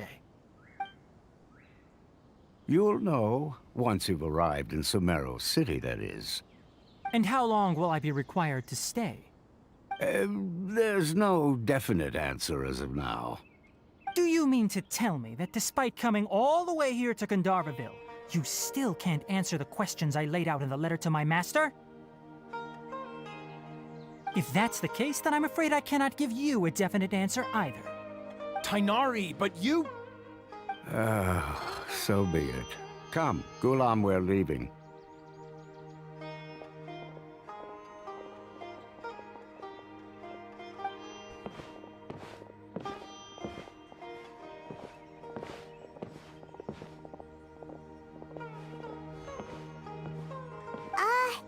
Tainari, what was that all about? It's nothing. Some people from the academia wanted me to go to Sumeru City to assist them with a project, but I had to refuse on account of all my responsibilities here. But all that can wait. How did things go with Hypatia? It was quite the eventful trip, but the main thing is that she's safe and sound. She answered a bunch of questions for us, too. Very good. Now that the traveler has made a full recovery, there shouldn't be any reason for you to tarry here longer. I assume you will be heading to Sumeru City, correct? That's right! We want to meet Lesser Lord Kusanali and ask her for advice. Do you have any idea on how we can find her? Sorry. I'm afraid I don't have any advice for you there. Well, do you at least know anyone we can try asking in Sumeru City? Let me think. My trips to Sumeru City have been fairly short, and most of my acquaintances are researchers. How about this? I'll write you a letter of introduction that you can give to a researcher I know. He's from the Amurta Darshan and is adept at gathering information. Asking him might prove worthwhile. Also, when you enter Sumeru City, you'll probably end up receiving something like this item here. I'm not sure if it will ever come in handy for you, but maybe you can give it a try. Oh? What is it? It's called an Akasha Terminal. It's a tool produced by the Academia that utilizes the legacy of Greater Lord Rukkhadevata. Some say that this very item is the basis of Sumeru's reputation as the City of Wisdom. Needless to say, this device and its usage fall under the Academia's expertise, so I'll leave it to them to show you how to use it. Great! Next up, Sumeru City! But wait, before that... That's right! Tainari, we have something important to say to Collei before we leave. Is she doing better now? Yes, she's doing much better. After being confined to her bed all this time, I thought a little walk would do her some good. Last I saw her, she was taking the path towards the North Crossing. She knew you two would be leaving soon, so she must have wanted to see you off. Thanks, Tainari. All right, let's go! Farewell, and good luck to you both.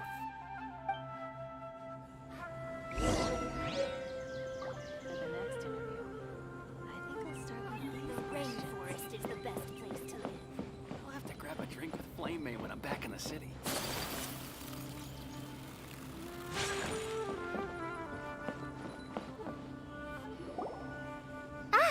I've been waiting for you two.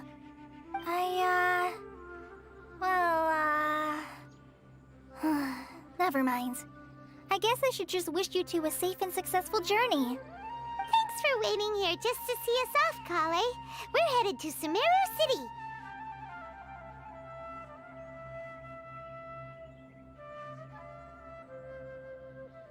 Don't worry about me. I can take care of myself. My condition won't be getting in the way of my duties. I want to be a forest ranger after all. It's up to me and the others to protect the rainforest here. And, I'm sorry. I should have told you both about my condition when we first met. I just wanted you two to treat me as a normal friend, not some girl that needs your sympathy. But I guess now I understand that the most important thing is for friends to be genuine with one another. There's no need to apologize, Collei. We should be thanking you for trusting us enough to be your friends and sharing your past with us. We're probably still gonna worry about your condition, but that's because we're friends and we care about you. Thank you. That means a lot. Before you leave, I have something for you. Oh? What is it? It's my recipe for pita pockets. I told you that I'd give you a copy, remember? My handwriting is a little, messy, so please don't laugh. Yay! Thanks, Collei. Now we can eat those scrumptious little pitas whenever and wherever we like. I hope that whenever you eat them, you'll both remember your time here in Gandharvaville. Well then, I, trainee Forest Ranger Collei, bid you both farewell. Please visit Gandharvaville again. The Rangers will always be ready to assist you here.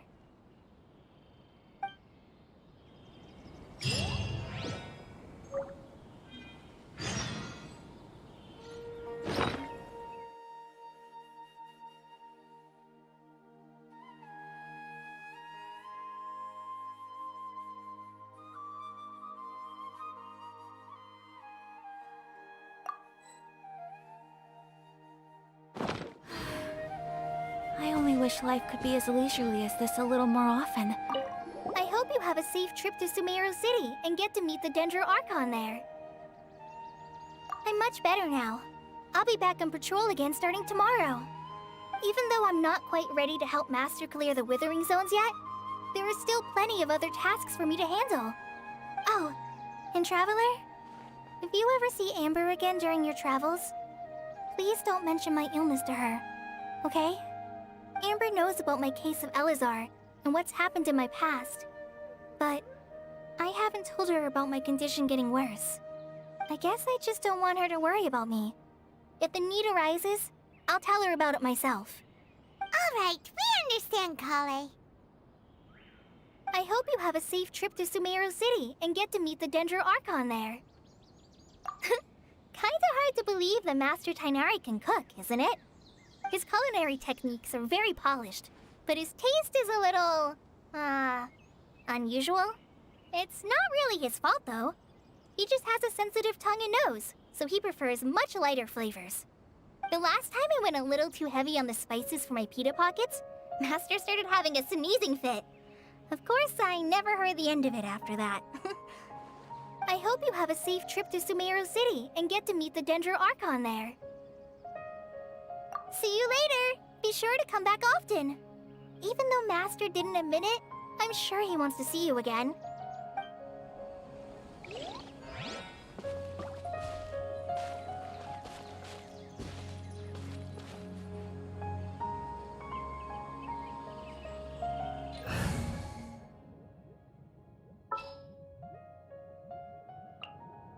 This world is full of unsolved mysteries.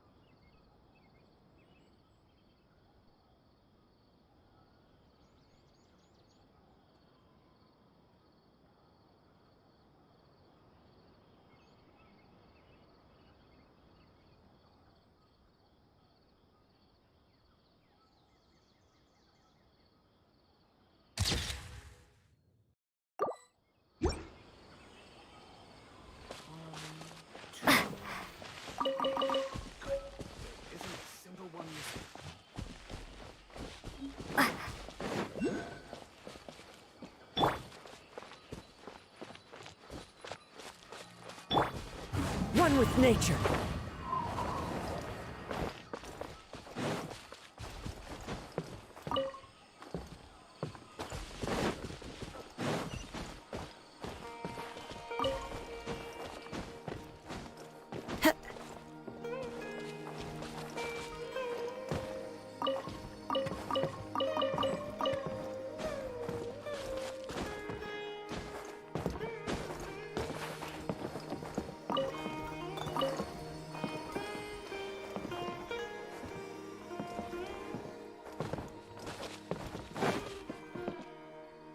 Into the wind.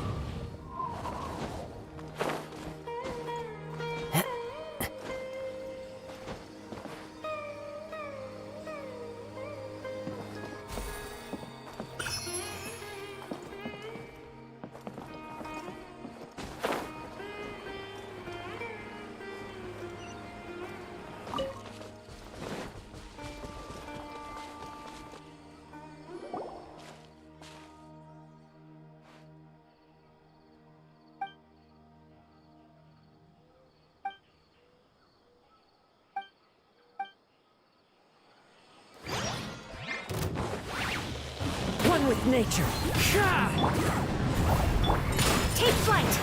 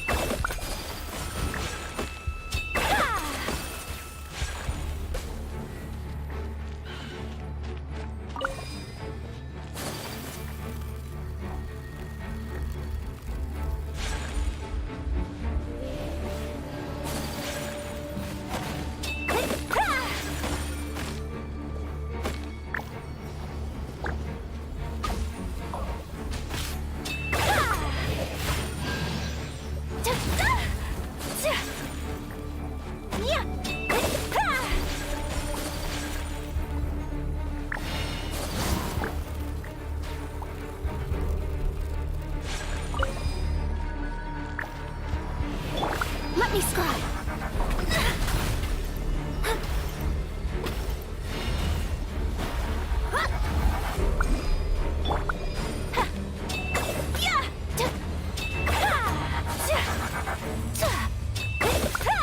My apologies.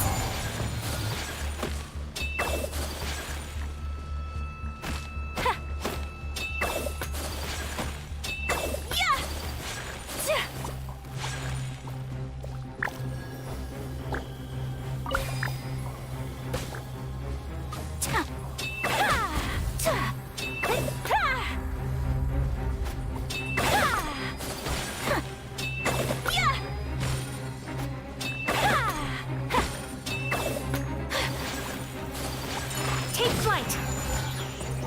Yeah! Yeah!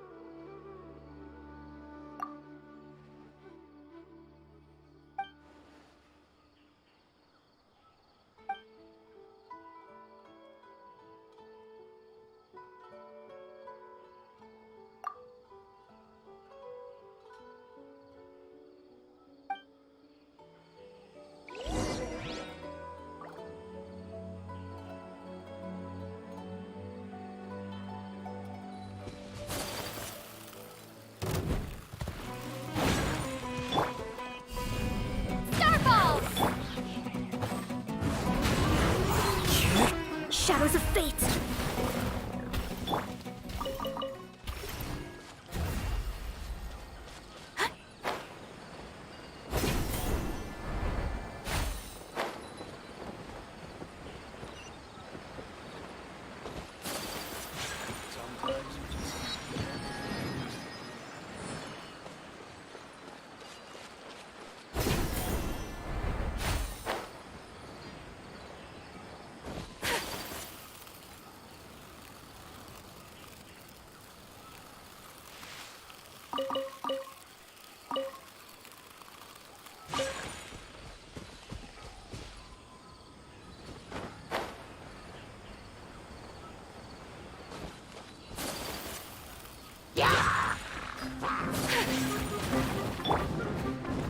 Into the wind!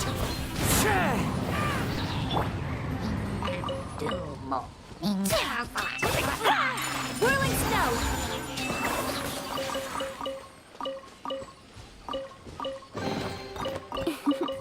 Today is a lucky day.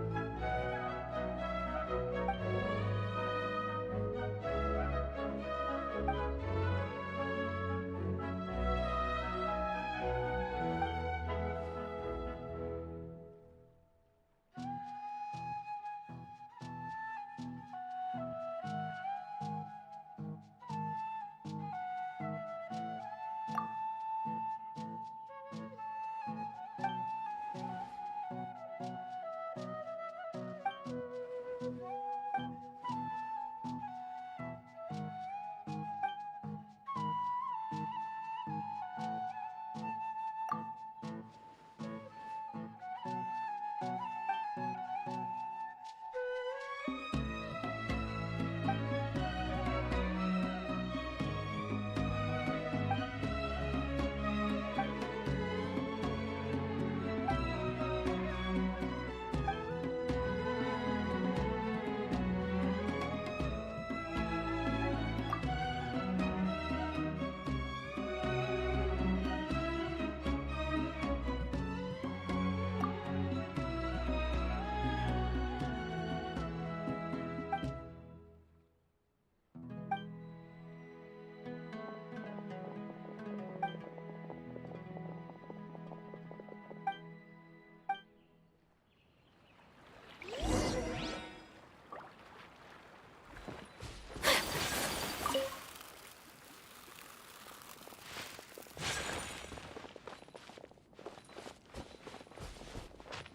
not to like about a laid-back life? You know,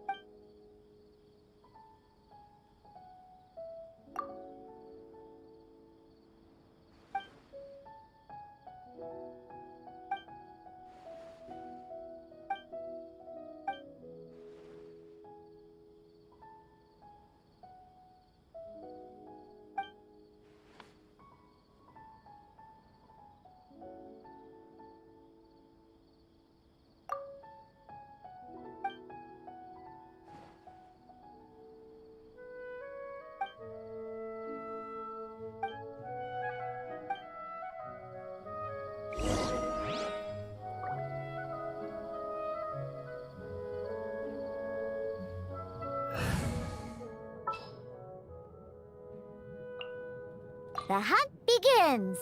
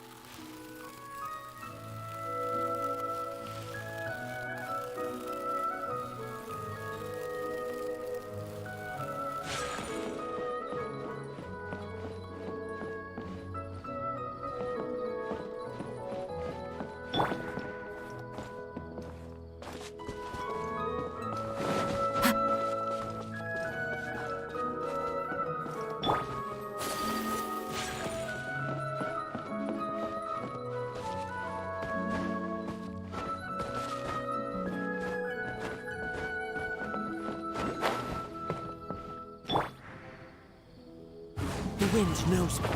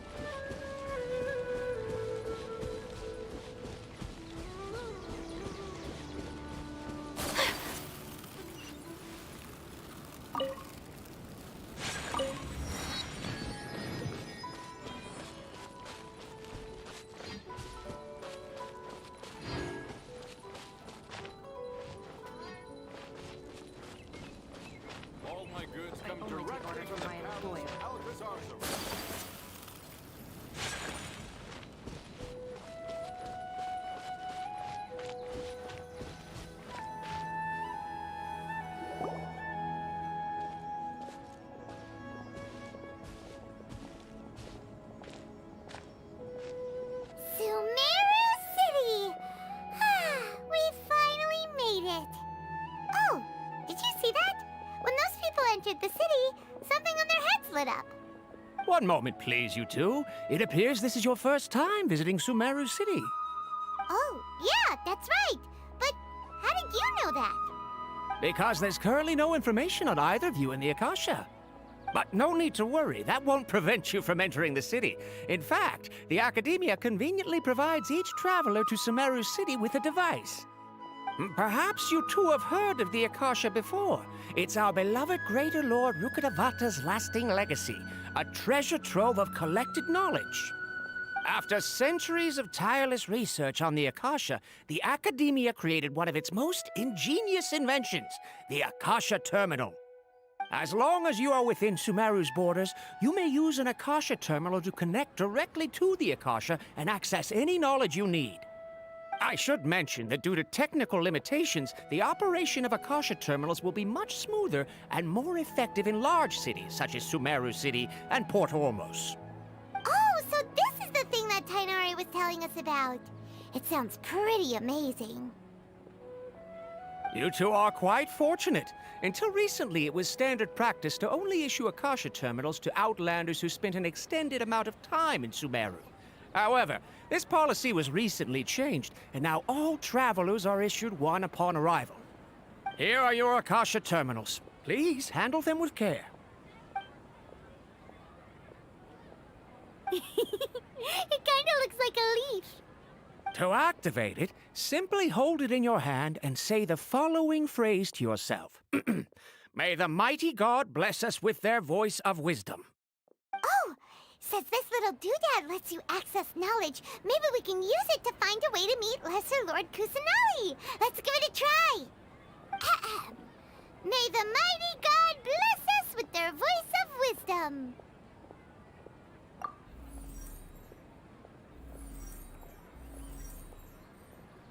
Whoa! Just now, something clicked, and Paimon suddenly knew how to use this thing. It seems all we need to do is concentrate on what we want to know, and bam! You get it. Oh, that'll come in real handy.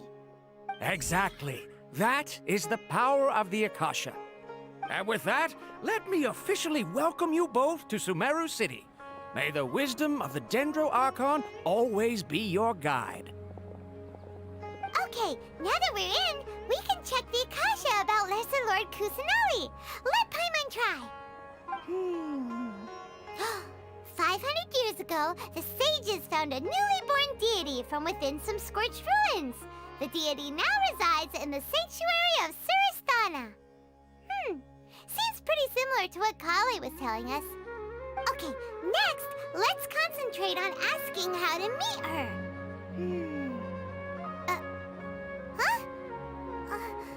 Paimon doesn't sense anything. The Akasha didn't respond to Paimon's question. Oh, come on! Ugh. Focusing on this question feels like when you have something you're trying to remember and it's on the tip of your tongue, but you just can't think of it. Ugh, Paimon's brain is exhausted. Oh, smart idea! But what are you going to ask it?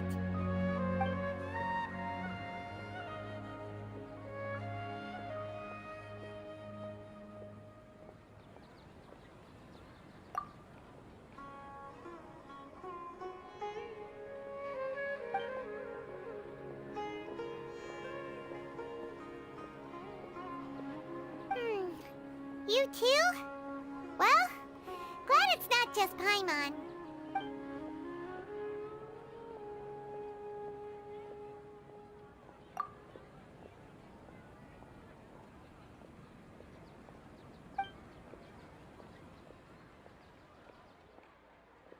Huh. Could it be because we're Outlanders and we've only just arrived in Sumeru? You know, maybe we're not qualified to receive an answer to this sort of question or something.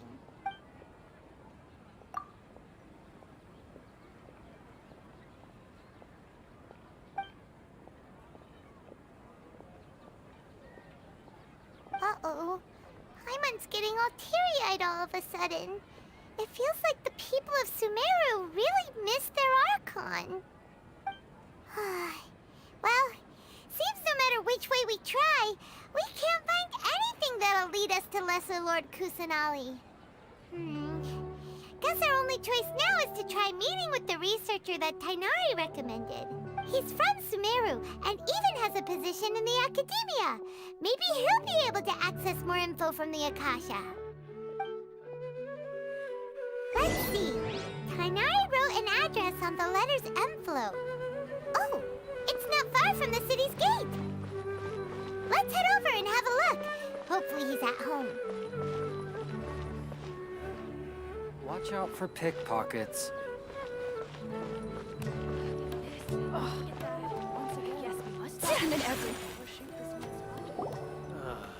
Hello, are you Rohawi?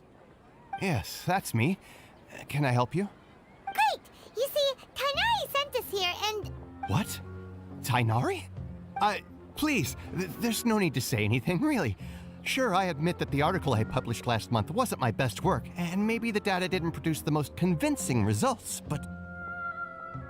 Here! This is a letter from Tainari! Oh, let me see... Ah! Ooh, what a relief. You two nearly scared the life out of me. So, you two just have some questions for me? Seems even Tainari acknowledges my innate ability for procuring information. So, what is it you two would like to know? We want to meet with Lesser Lord Kusanali. Do you know a way we can do that? You mean you want to meet the Dendro Archon herself? This isn't exactly my area of expertise, but let me see what I can find in the Akasha.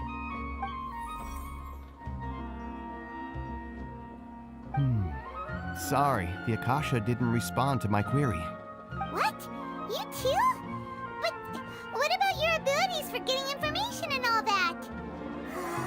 Paimon was sure you'd be able to access more info than we did. Well, as I said, this isn't my area of expertise. I am but a lowly researcher, so the Akasha doesn't see a need for me to know more about the Dendro Archon. All I know is that ever since Lesser Lord Kusanali returned to Sumeru, she's never left the Sanctuary of Sorasthana or made a public appearance. Huh. Didn't expect her to be such a mysterious figure. The Dendro Archon is somewhat of a recluse. Perhaps she just doesn't want to entertain visitors, which would explain the lack of information in the Akasha. Aw, but then what can we do? No need to worry just yet. I'm only hypothesizing here. You could certainly try asking around and see if anyone else has ideas.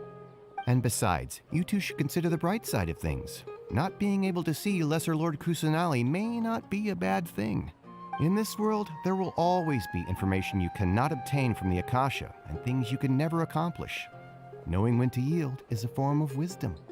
Take me, for example. It's a miracle if my brain cells can spit out one paper every 3 years. But Tainari? That guy can publish 3 papers in just a single year. Okay. Thanks for your advice. Don't mention it. If you two ever want information about things like who's been promoted within the Academia or relations between the 6 great sages, come find me.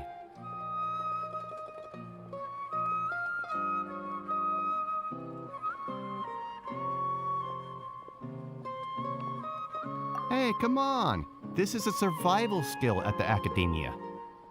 Oh, Paimon's expectations were pretty low, but this is so low it's like digging holes in the dirt. So what do we do now?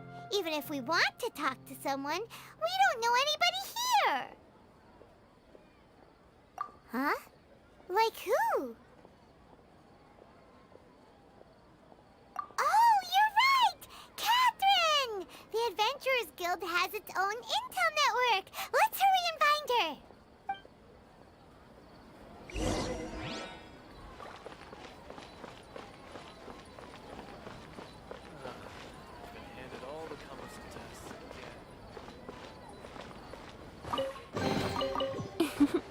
Today is a lucky day.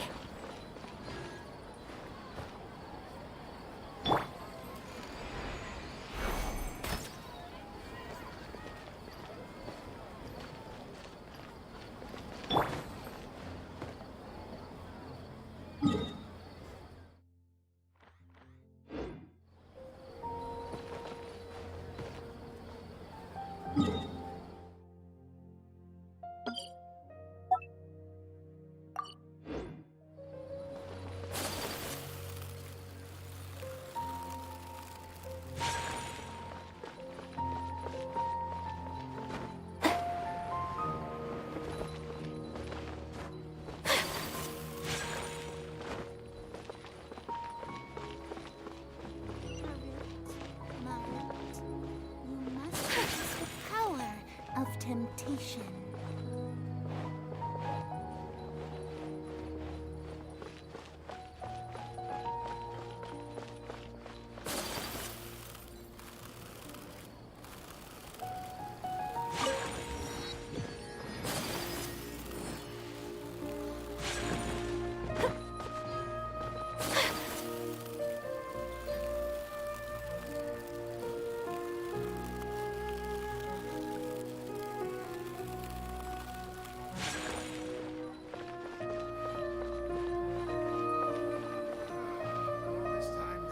Ad Astra Abyssosk. Hello, Traveler and Paimon. Catherine, we need your help with something. Understood. The Adventurers Guild is always ready to serve you. With what do you require assistance? We want to meet with Lesser Lord Kusanali. Do you know a way we can do that? You two wish to meet with Sumeru's Archon. Understood. Please wait.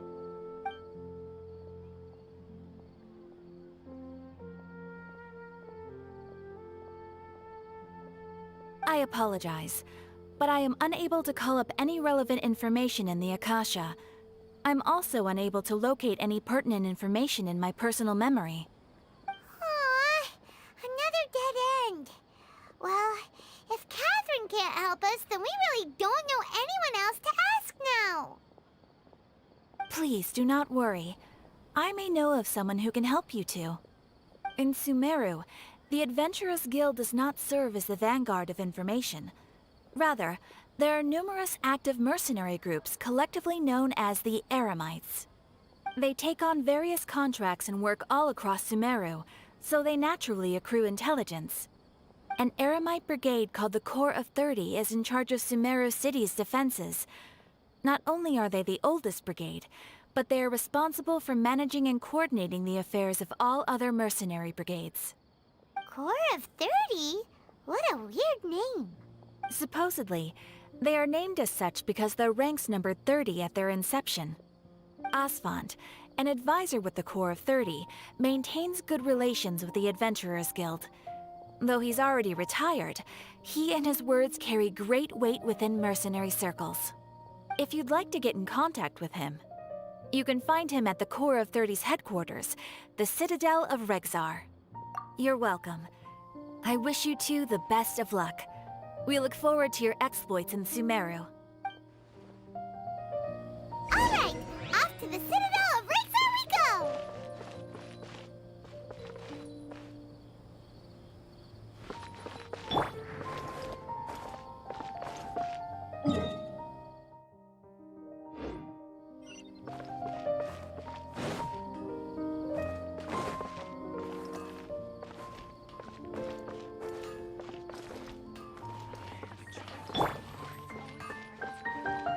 These parts are safe for sure.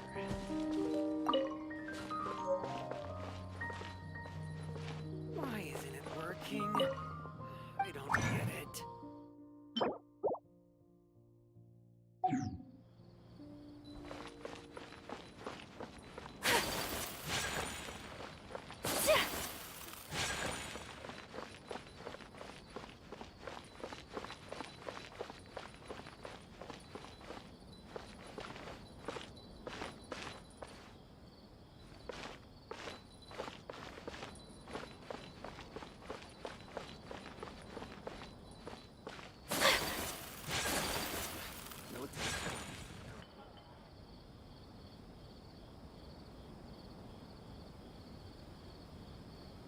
Welcome.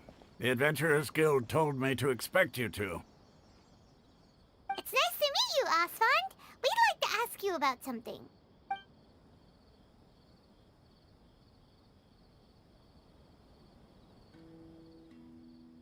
I see. So, Catherine's the one who sent you this way.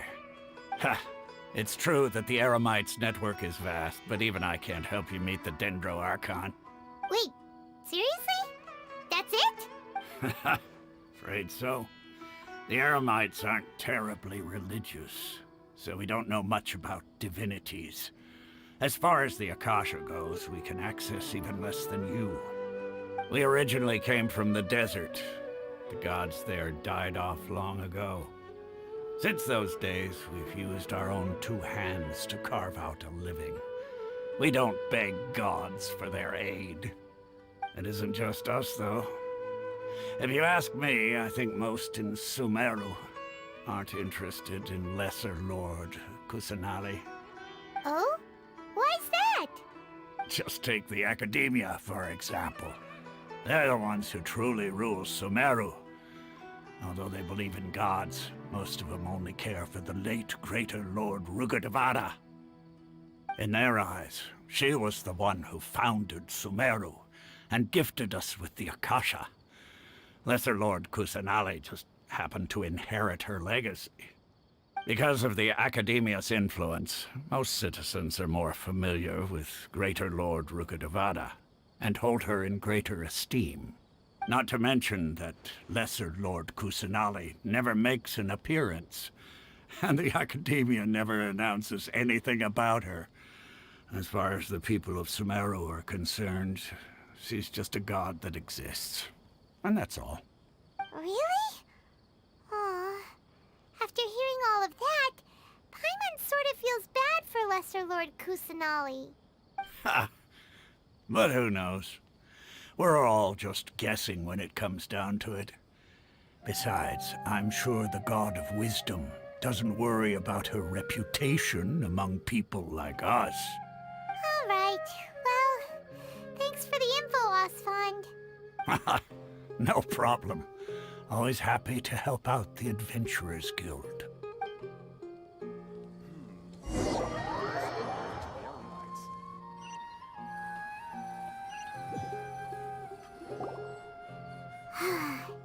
Seems Osfond was right about most people's attitudes here. Not only are they not interested in the Dendro Archon, they even say stuff like, if the Akasha doesn't think I should know, then I don't need to know about it. We've been asking for information non-stop ever since we got to Sumeru. But the harder we try, the more helpless everything seems. Isn't there at least one person in this entire city who cares about Lesser Lord Kusanali? Oh, you two are interested in Lesser Lord Kusanali? Huh? Who are you? From the sound of it, you two are Outlanders who recently arrived here. You've been asking around for information on Lesser Lord Kusanali, right? Oh, I'm sorry. I forgot to introduce myself. I'm Dunyarzad, one of Lesser Lord Kusanali's faithful followers. Whoa, really? Then do you know how we can meet with her? I'm afraid I can't help you with that. But your conversation earlier did happen to remind me of a legend about the Dendro Archon. Sure. It goes like this. Long, long ago, there was a man who heard a prophecy. It predicted that a great calamity was about to befall him. Panicked by what he heard, the man sought out the Dendro Archon in hopes that she would bless him with the wisdom to help him escape his predicament.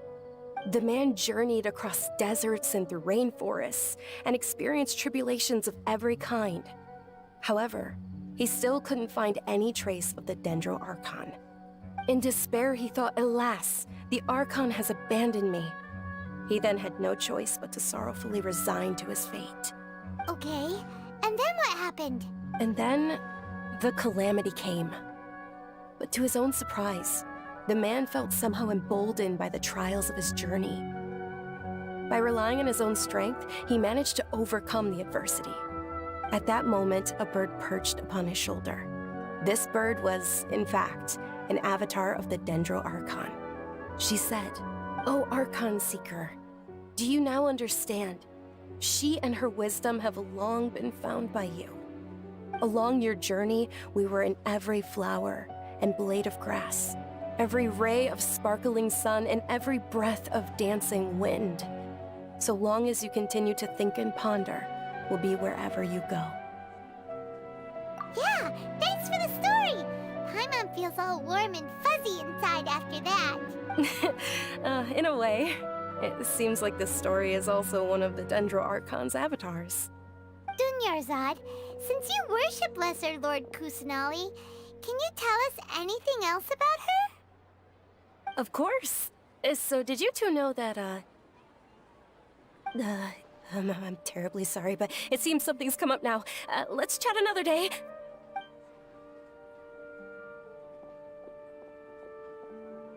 Hey, wait!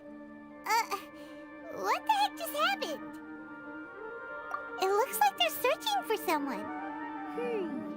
Dunyarzad was acting super nervous just now. You think they're looking for her? This stinks! We finally managed to find a lead about Lesser Lord Kusanali! We can't let them get in the way now! Let's see if we can get rid of them. Then we can catch up with Dunyarzad! Hey, have you two seen a brown-haired girl wearing a purple top and a long blue dress? We're looking for her. Did she have bandages wrapped around her wrists? Yes, that's her. Did you see which direction she went? Yeah, she went that way. Quick, after her!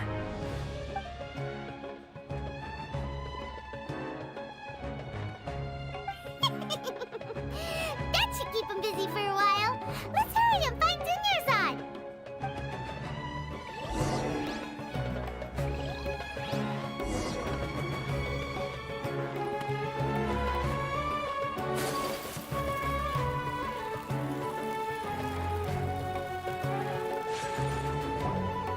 There you are, Dunyarzad. We thought you might have been long gone by now. Oh, it's you two. Oh, you startled me there. You can relax now. We threw those people looking for you off the trail. Really? Thank you so much. Unfortunately, I believe there's still more of them out there looking for me. Uh-oh, looks like there's some coming this way. Huh? More of them? Then what are we standing here for? Run! No, wait, my body isn't in the best shape. It's difficult for me to run. Okay, sounds good. There's a tavern on the other side of the port we can go to. They probably wouldn't expect me to hide in a place like that. All right, let's move out. Stay behind us. We'll keep an eye out for anyone looking for you.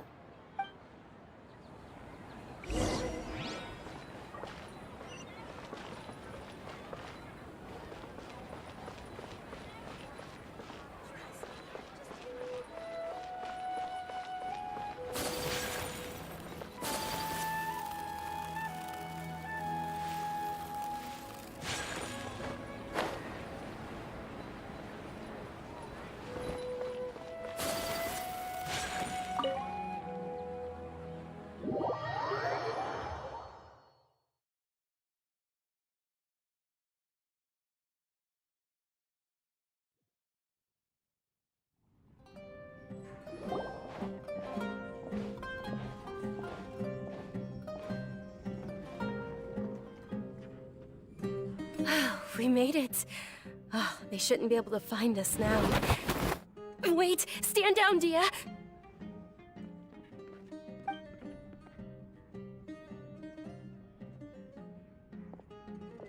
My lady, who are these two? They're travelers that I met on the street just a moment ago. They happened to notice that you were all searching for me, so they helped me hide. I see. In that case, you two should scram. There's nothing here for you. Wait a sec! Who the heck are you? And why are you shooing us away? I'm Miss Dunyarzad's bodyguard, here to see that she returns home safe and sound. My lady, let's get going. You've been gone for so long that your parents are worrying themselves sick. And if I refuse to go with you? It'd be easier for the both of us if you cooperated. But if you insist on not going, then I'll have to carry you like a sack of potatoes. Hey! Dunyarzad already said she doesn't want to go back. Why are you still pushing her? Stay out of this. You don't understand the situation. Sorry, my lady. Even though I'm your bodyguard, your parents are my employers. I have to answer to them. How much? Wait, what? How much more do I have to pay you to become your employer? So you never listen to my parents ever again. Double? A triple? Give me some time and I'll get that much. My lady, this isn't about Mora. I don't know what you think of us Eremites, but let me say this. I like Mora, but I'll never go against my principles. That's why I'm here looking for you. Sure, it's an order from my employer, but My conscience was also telling me it's the right thing to do. And knowing your health, carelessly running around like this is gonna hurt ya. For the sake of those who love you, don't be stubborn. No, you're wrong. I'm aware of my limits, and I know what I'm doing. Honestly, the only people being stubborn right now are my parents. And they know perfectly well that it makes no difference if I'm at home or not. They still won't accept reality. And every time I bring this up, they just change the subject. Dia, you've been living with us a long time already. This should be old news to you. Dia, I know it hasn't been easy for Mother and Father, and I'm grateful for everything they've done for me. But there's someone else in this world I'm also grateful to. Because she saved me. The love I have for her is the same I have for my parents. This is my life and my last chance. So I want to do something meaningful. My lady, are you sure what you're doing now is meaningful? Yes, I'm sure. At least, it is to me. Fine, I won't ask you to return home anymore. But let me make something very clear. I'm only doing this because I respect your determination, not because I agree with you. Thank you, Dia. Sorry for being so rude just now. My nerves were acting up. And I even brought up your payment in such an offensive way. Don't worry about it, my lady. I did say that I like Mora. Besides, that's our next topic of conversation. Today's little excursion caused such a ruckus that every single bodyguard at the estate was deployed. It wouldn't be easy to hide things from your old man. Since this definitely won't be your last escapade, here's a little tip. You should at least make it look like your room and things are still in order when you leave. Also, you'll need someone to cover you for when you're out and about. So, I'll let you hire me, my lady. This way, everyone wins. As for the pay, let's say half of what your father pays me. We can settle the bill when we return to the estate. Okay, deal. Yay! Looks like they've reached an understanding.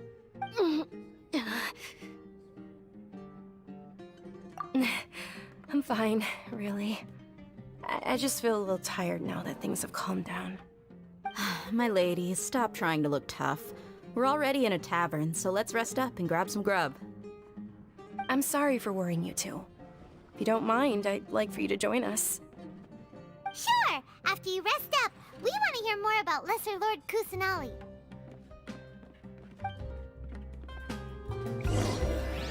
You just can't beat the atmosphere here.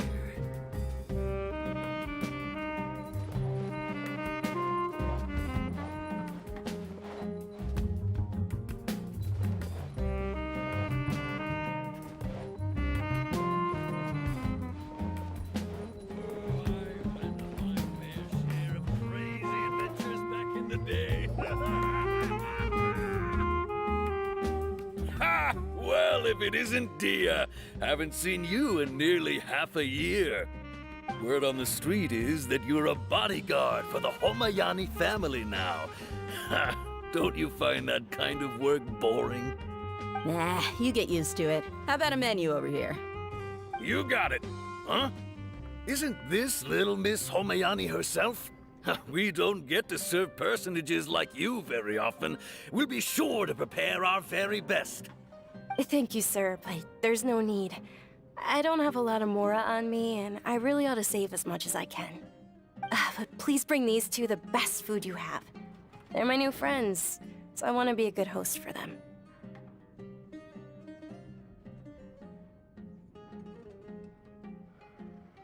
Wait, we're paying for ourselves now? Aw, Paimon kinda wanted to try something fancy, but we aren't exactly loaded.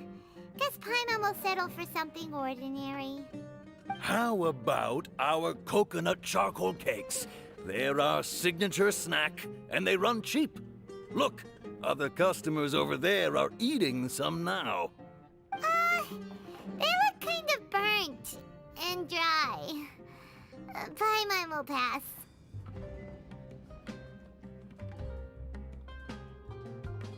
What do you have against my slime dishes? Dunyarzad, We asked a lot of people when we first arrived, and almost nobody was interested in Lesser Lord Kusanali. So, what made you want to follow her? Well, remember when you asked me if I knew how to meet the Dendro Archon? Even though I don't know how, I think I've actually seen her before. Huh? Really? Yes, it was when I was a child. At the time, my illness had kept me bedridden for the better part of a year.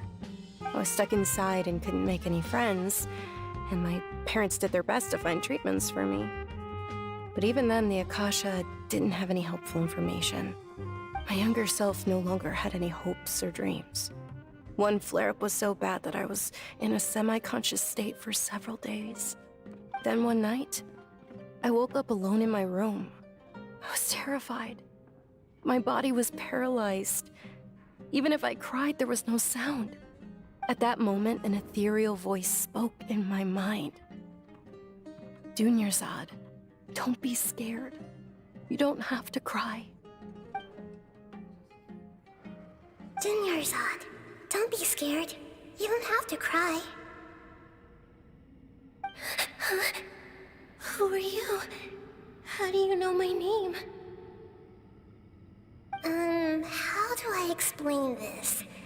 You might not be able to understand, but actually, I know everything about you. Really? Of course. I know that you're scared of thunder, that you hate taking medicine every morning, and that you love counting the petals on your mom's skirt. Wow, you really do know everything. Dunyarzad, is there anything you want? Want? Not really. I can't go anywhere or do anything. Huh? But aren't you a child? All children have wishes.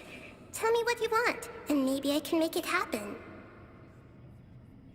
But, can you make my illness go away?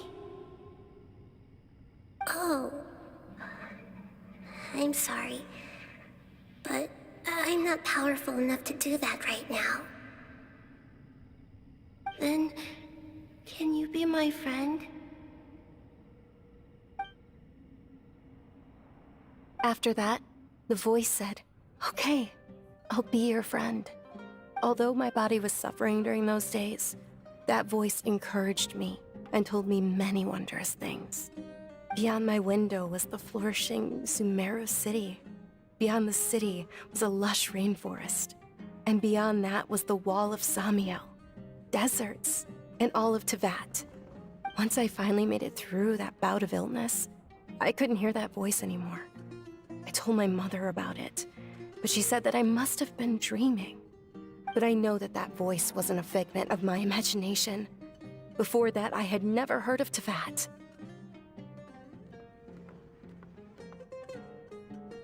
Yes, for sure. If it weren't for that voice, I would have never grown curious about the outside world, nor would I have learned how to read and enjoy so many books.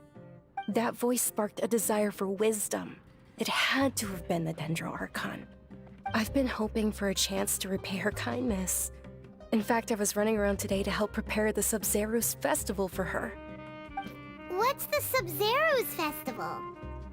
It's Lesser Lord Kusanali's birthday, which was the day that she was found by the sages. It's actually an old holiday that originally celebrated Greater Lord Rukkhadevata's birthday. When she passed away, the holiday eventually became a celebration of the Lesser Lord's birthday. I heard everyone was overjoyed when they welcomed her back to Sumeru. In those days, the festival was a huge deal. But because of the Academia's influence, people have gradually lost interest in the festival. The Academia actively participates in Sumeru's many holidays dedicated to Greater Lord Rukkhadevata. But when it comes to the Sub-Zerus festival, forget any funding. They practically act like it doesn't exist. Maybe they see Lesser Lord Kusanali's birth as confirmation of Greater Lord Rukkhadevata's death, so they're reluctant to celebrate it. Aw, but that's awful. It is. It's absolutely terrible. Sure, the Greater Lord founded Sumeru, but hasn't Lesser Lord Kusanali been the one quietly protecting us for the past few hundred years? Just remember that we're still out in public. Don't get too carried away now. I know that people over by the Grand Bazaar still hold the Sub-Zero's festival to this day. But I hadn't met any of them before, so I was never able to contribute. But recently, I made a friend there who also follows Lesser Lord Kusanali. I gave her my savings because I want her to throw a wonderful festival this year. That's the least I could do for Lesser Lord Kusanali. Hold on, my lady. Does this friend happen to be Nilou, the one who sends flowers to the estate? Yes, that's her. I saw her leaving the other day with a nervous look on her face. It seemed like she was hiding something in her arms. Did you give her something? Yes. Initially, I didn't have much Mora prepared, so I had Nilou sell one of my skirts. I've agreed with Nilou to meet up at the Grand Bazaar today, and see how things are coming along. Dia, would you accompany me? Sure. That's quite the trip, though. I'll carry you. No, that would be too much, even for you.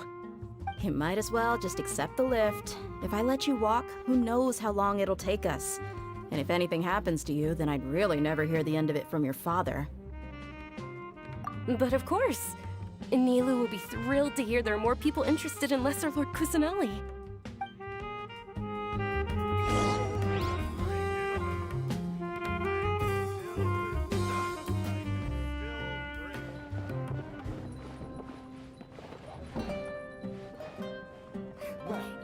Your perspective is just tunnel visioning. Don't you remember your adventure plans, my lady?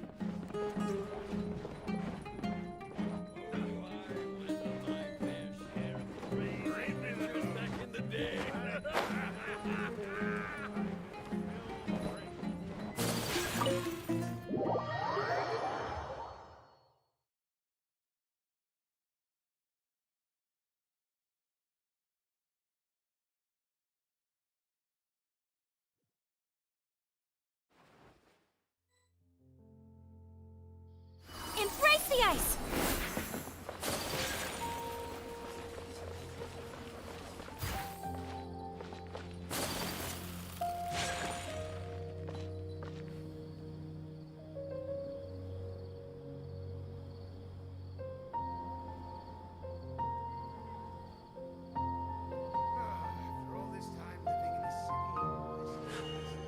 A blade embraces its duty.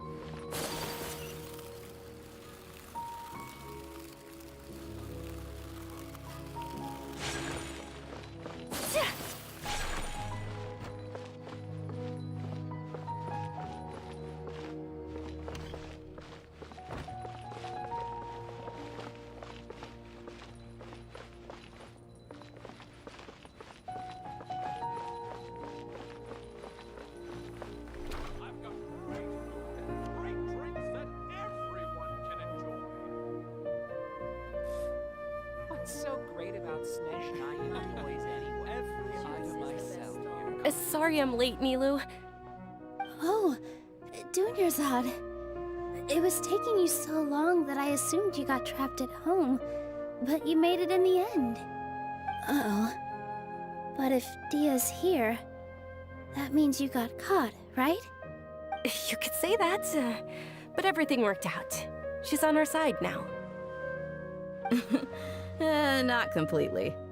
Oh, and who are these two? Oh, meet the Traveler and Paimon, my two newest friends. They're visitors who just arrived at Sumeru City and are looking for information on Lesser Lord Kusanali. So you're followers from another land?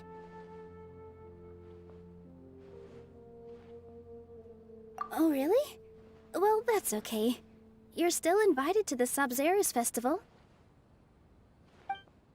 By the way, Dunyarzad, we've already started decorating the Grand Bazaar.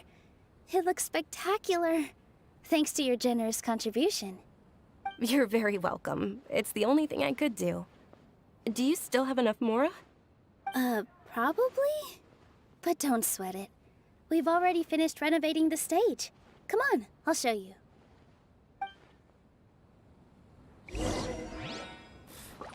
What's so great about Snezhnayan toys anyway? My opinion, Shoots is the best stall in the whole bazaar. Life is so dull. Wow! This place is amazing! Not bad. Last time I was here, the stairs were full of holes. The stairs were nothing. A little while ago, we discovered that the tree above the stage had a huge chunk of bark ready to fall off. Mr. Zubair was worried sick. We reported it to the academia many times, but they never sent anyone to deal with it. We didn't want anything bad happening, so we were going to cancel all the stage performances. Oh, probably because it was the theater asking. The academia looks down on performers like us. They probably think it would be best if the theater closed down completely. We can't let that happen, though. Not only would everyone involved in the theater go hungry, but then we wouldn't be able to hold the Sub-Zero's festival anymore. Thank the Dendro Archon for Dunyarzad. With the Mora she gave us, we hired someone to patch up the tree, and we also gave the stage a much-needed makeover. The stage is going to be even prettier when it's festival time. I can't wait for you to see it. And I can't wait to see you on the stage. You've been practicing so long already. It's almost time for your dream to become reality. It's our dream. I'll do my best for the two of us. Nilu, what are you gonna be doing at the festival? She'll be dancing the dance of Sub-Zeros, the most important performance at the Sub-Zeros festival. Dunyarzad, have you told him the origin of this holiday? I only told them about the Greater Lord and Lesser Lord so far. Okay, then I'll tell you two about how this holiday came to be. According to legend, the Sub-Zeros festival was originally the Goddess of Flowers' birthday celebration for the Greater Lord. A long, long time ago, on one of Greater Lord Rukkhadevata's birthdays, her friends threw her a celebratory banquet. Some of the gods got drunk. One started playing music, and the Greater Lord started singing, so the Goddess of Flowers began to dance. As she danced upon the grass, countless beautiful parisaras began to bloom wherever she stepped. Those brilliant purple flowers became her dazzling stage. All the gods clamored, "Oh, if only time could stop at this very moment." Of course they did. When people mention the gods, they always think of the Archon War. But Sumeru's gods also had happy times. Although they aren't around anymore, they're preserved in our tradition of dance. This outfit I'm wearing is apparently based on how the Goddess of Flowers looked. Though we're just tiny people compared to the Divine, we still have to do our best to make sure that the birthday girl feels loved on her special day. Nilu, you of all people will definitely be able to convey our well wishes to the Dendro Archon. I also noticed that you went the extra mile and scattered parisaras around the stage. They symbolize the Goddess of Flowers, after all. It's just a shame that all the real parisaras went extinct after her death. Yeah. The Greater Lord brought forth parisaras in memory of the Goddess of Flowers, but she ultimately could never truly replicate that beautiful purple. Thinking about the Goddess of Flowers dance makes me wish I could have seen it. If my stage were anything like that, I'd be thrilled if I had just 2 real parisaras on the stage. So, Traveler and Paimon, what do you think? Interested in the Sub-Zeros festival? Will you two be coming? All of Lesser Lord Kusanali's followers will be there for her birthday. It'll be a good opportunity for you to learn more about her. Ooh, Paimon thinks that's a great idea!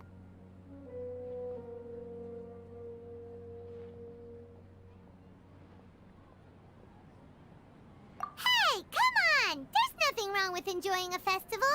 Besides, it's Lesser Lord Kusanali's birthday. She'll be happy to have more people who are celebrating it. So how about we all attend the Sub-Zeros festival together? Dunyarzad, let me show you which stage decorations we've picked out so far. Traveler and Paimon, if that doesn't sound interesting to you, then feel free to explore the area. Everyone at the Grand Bazaar loves Lesser Lord Kusanali, and we're all looking forward to the Sub-Zero's festival. In that case, we'll take a look around.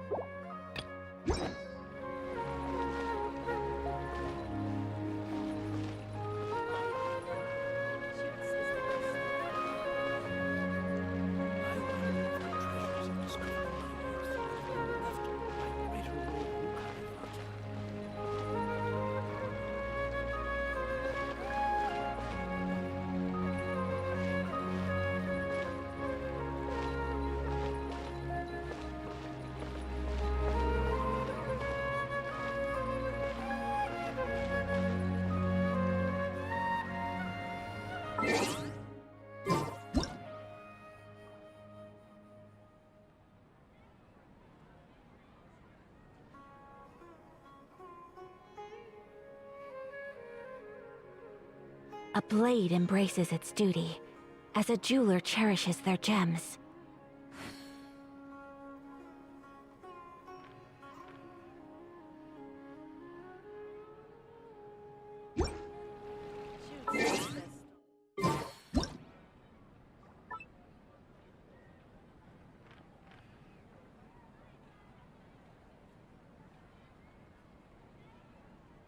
So this is a day in the life of the traveler. I'm learning more about you all the time.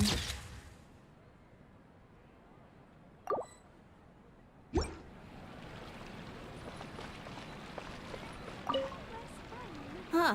Revamping the stage for the festival couldn't have been easy, that's for sure. I bet this year's festival will be one to remember. I don't know much about the Grand Bazaar, but I do know that the residents here have a penchant for song and dance. Two things that the Academia doesn't particularly approve of. Oh, and the perfume sold around here is a lot better than what you'll find elsewhere. The fragrances are longer lasting and they're gentler on your skin and... I mean, that's what I've heard at least.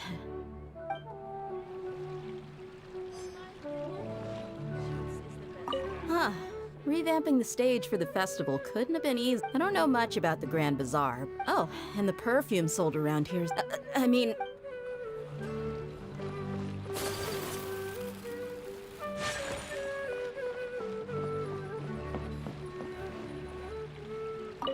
Milu, your outfit looks amazing. There's also something different about you from when we first met up. I thought I'd add a little extra pizzazz to my dress for the festival. See? Wow, did you sew all that yourself? Uh-huh. Sewing is a fundamental skill for everyone in the theater company because we make all our own costumes. Did you know that Mr. Zubair not only can make costumes, but props too?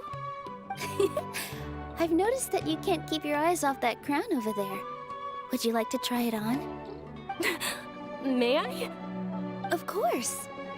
The legends say that the goddess of flowers had beautiful horns on her head, so this crown was made to reflect that. Dunyarzad, you look absolutely stunning with it on. It's like I'm looking at the goddess of flowers herself.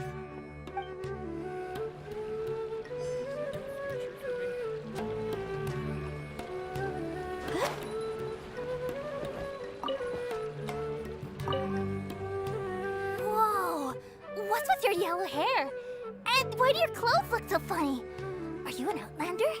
Did you know that the Sub-Zero's festival is about to happen? There'll be loads of fun things to do at the festival. But the best part is when Ferris, the Knight of Flowers, passes out candy to everyone.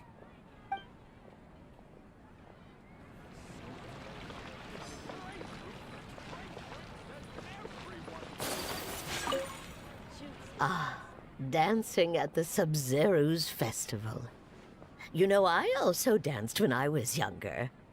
As a child, I even asked my grandmother why we performed the dance for the Lesser Lord when it was originally done to honor the Greater Lord.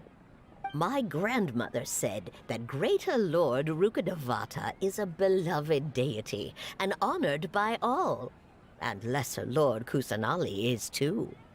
If the goddess of flowers ever knew Lesser Lord Kusanali, then she would certainly have wished to be her friend and hold celebrations for her too. The Sabzeruz festival has been losing its appeal over the years. That is, until a wealthy benefactor stepped in this year and brought the festival back to life. I heard she forked out a lot of mora to make it all happen.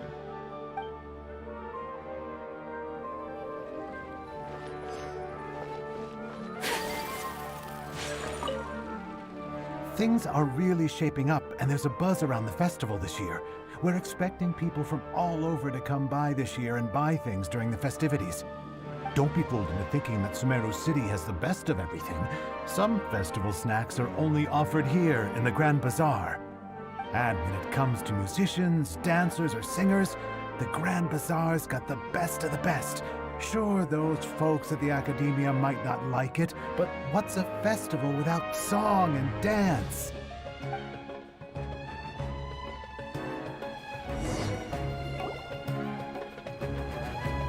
Hey! Is that who Paimon thinks it is? It looks like Catherine.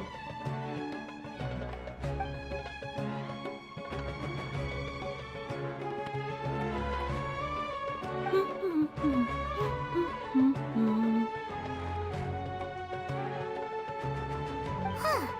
Come to think of it, Paimon's only ever seen her behind the counter at the Adventurers Guild. This is the first time we've ever seen her taking a break.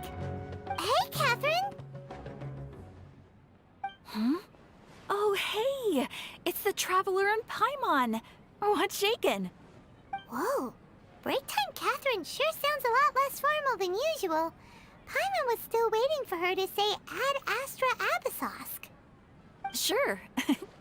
Standing behind the counter at the Adventurers Guild doesn't require any complicated functions. But saying and doing the same old things over and over again can get pretty monotonous. Like watching the same Fontaine movie day after day. But take you two, for example.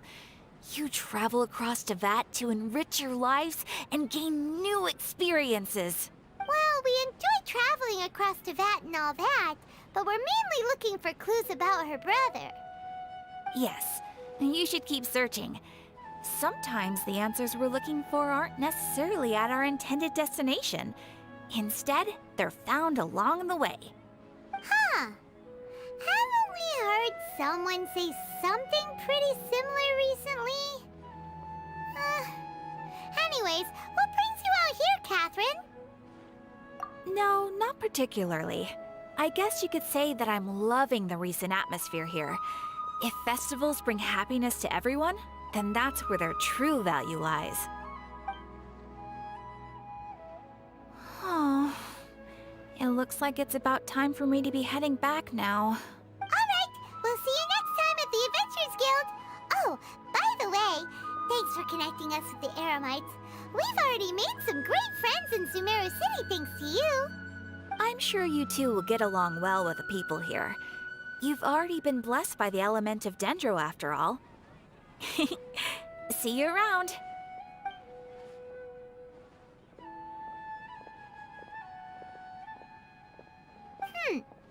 There's something really different about Catherine today. Hey, Traveler. Paimon. Oh, hey, Dia. What's going on? I've got something to tell ya. My lady knows you're looking for ways to meet Lesser Lord Kusanali, and she's been trying to come up with a way to help you. Well, I have an idea that might help. Are you serious? We'd love that! It might not necessarily pan out, so don't get your hopes up too much. I'll need to take you two somewhere and ask someone some questions. My lady is feeling a little worn out at the moment. Nilu's found a place for her to rest. After I take my lady home, let's meet in front of the Citadel of Regzar. Sounds like a plan! to the Citadel of Rexar and wait for Dia. Every item I sell here comes with its own fascinating. What's so great about Snezhnaya toys anyway?